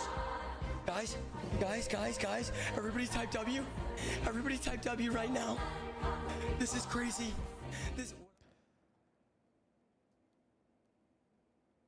It just goes on and on forever. I sat in here because I was like, at what point is this fake? For like a minute 20. It never ends. It's just him begging for like, I guess TikTok does it through like galaxies and stuff. He just sits there begging for donations perpetually and acts like the world's ending. Oh my God, guys. Oh my God, guys. What? Oh my God. Like, it's unreal. It's unreal. I like, who is watching this? I don't understand it. I don't understand it. I feel like if I did, I'd probably be more successful. Oh, I have to show you this guy too. Sorry, more brain rot. Just real quick. This isn't even brain rot. This is just wholesome. I found this guy. Okay. This one guy. And he goes by Johnny Dark. Do you guys know this guy? Johnny Dark, comedian. Was born in New York City, USA. He's known for Comedian Off the Beach Night Patrol. Okay, like I guess he's got an IMDb page and he's been around forever. He played gay cop in Night Patrol. Like, he's been around for ages, dude. Like, credits back into the 70s, okay, with the Jacksons as skit characters. I found this dude. He's still out there, and he posts these little musical snippets onto TikTok that get like 3-4 likes, 26 likes. Like, just small little videos, and it's just him singing. I can't stop loving you, so I made up my mind to live in memories. And he does a bajillion of these, dude. And he's always wearing the exact same outfit, the black jacket with the black gloves on.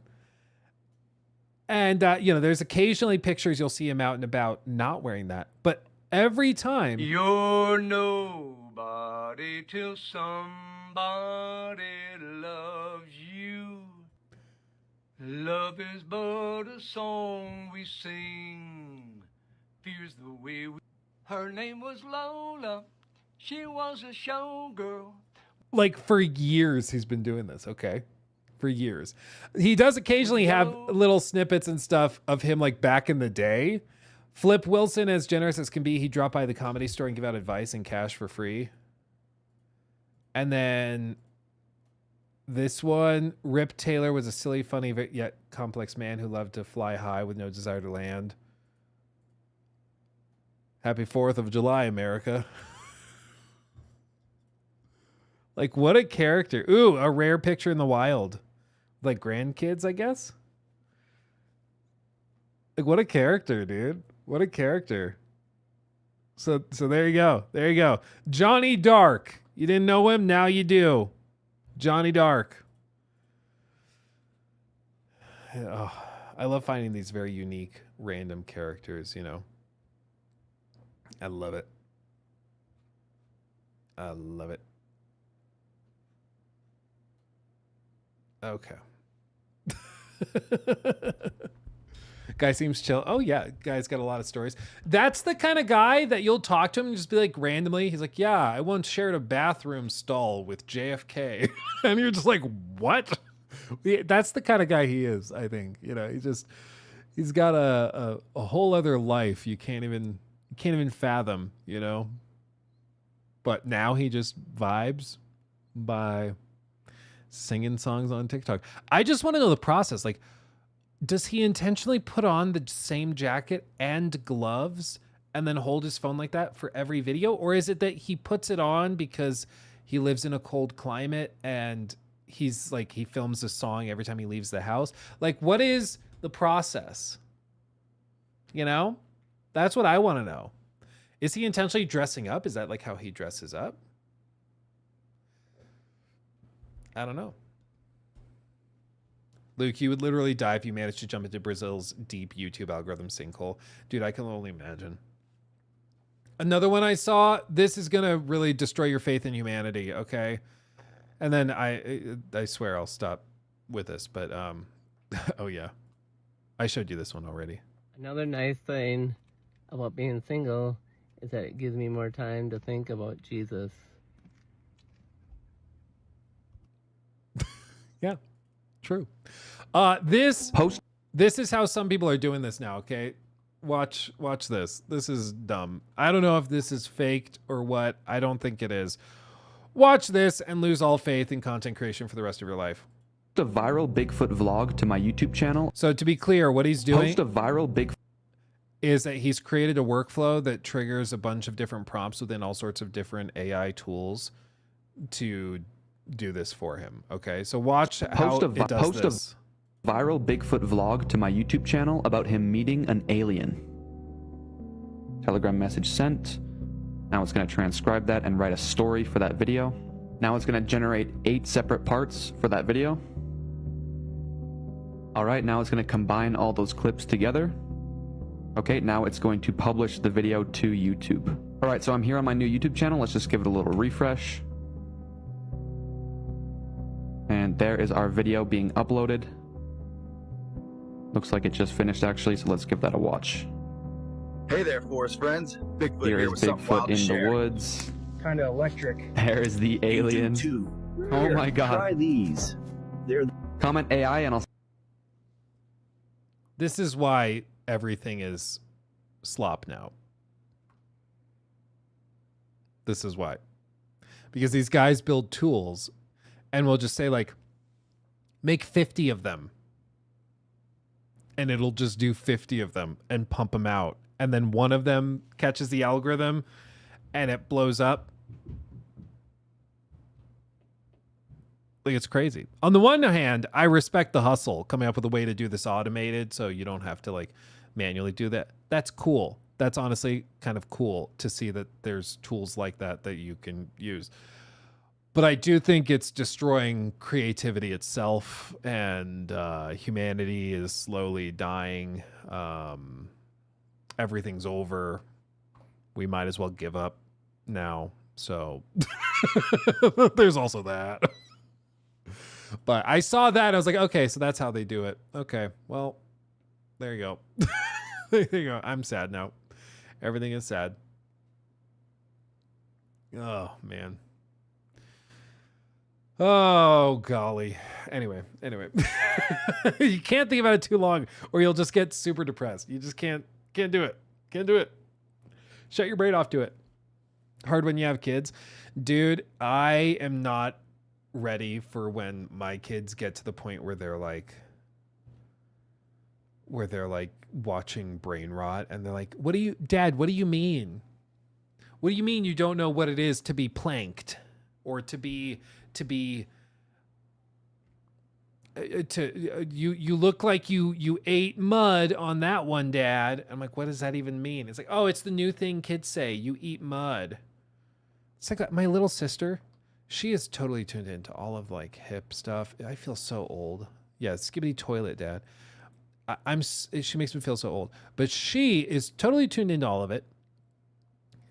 And she's the one that will just, you'll see her and she'll be like, that was so brat. I'm like, what did you say to me? Like, but she'll just casually use them. That's so fetch. I just can't, dude. I know, dude. I was trying proto. I love how Luke still ends up coming up with some boomer Facebook slang examples like ate mud and plank. Dude, and I was trying. Skibbity toilet. Dude, they're making a movie. They're making a skibbity toilet movie. What are we doing?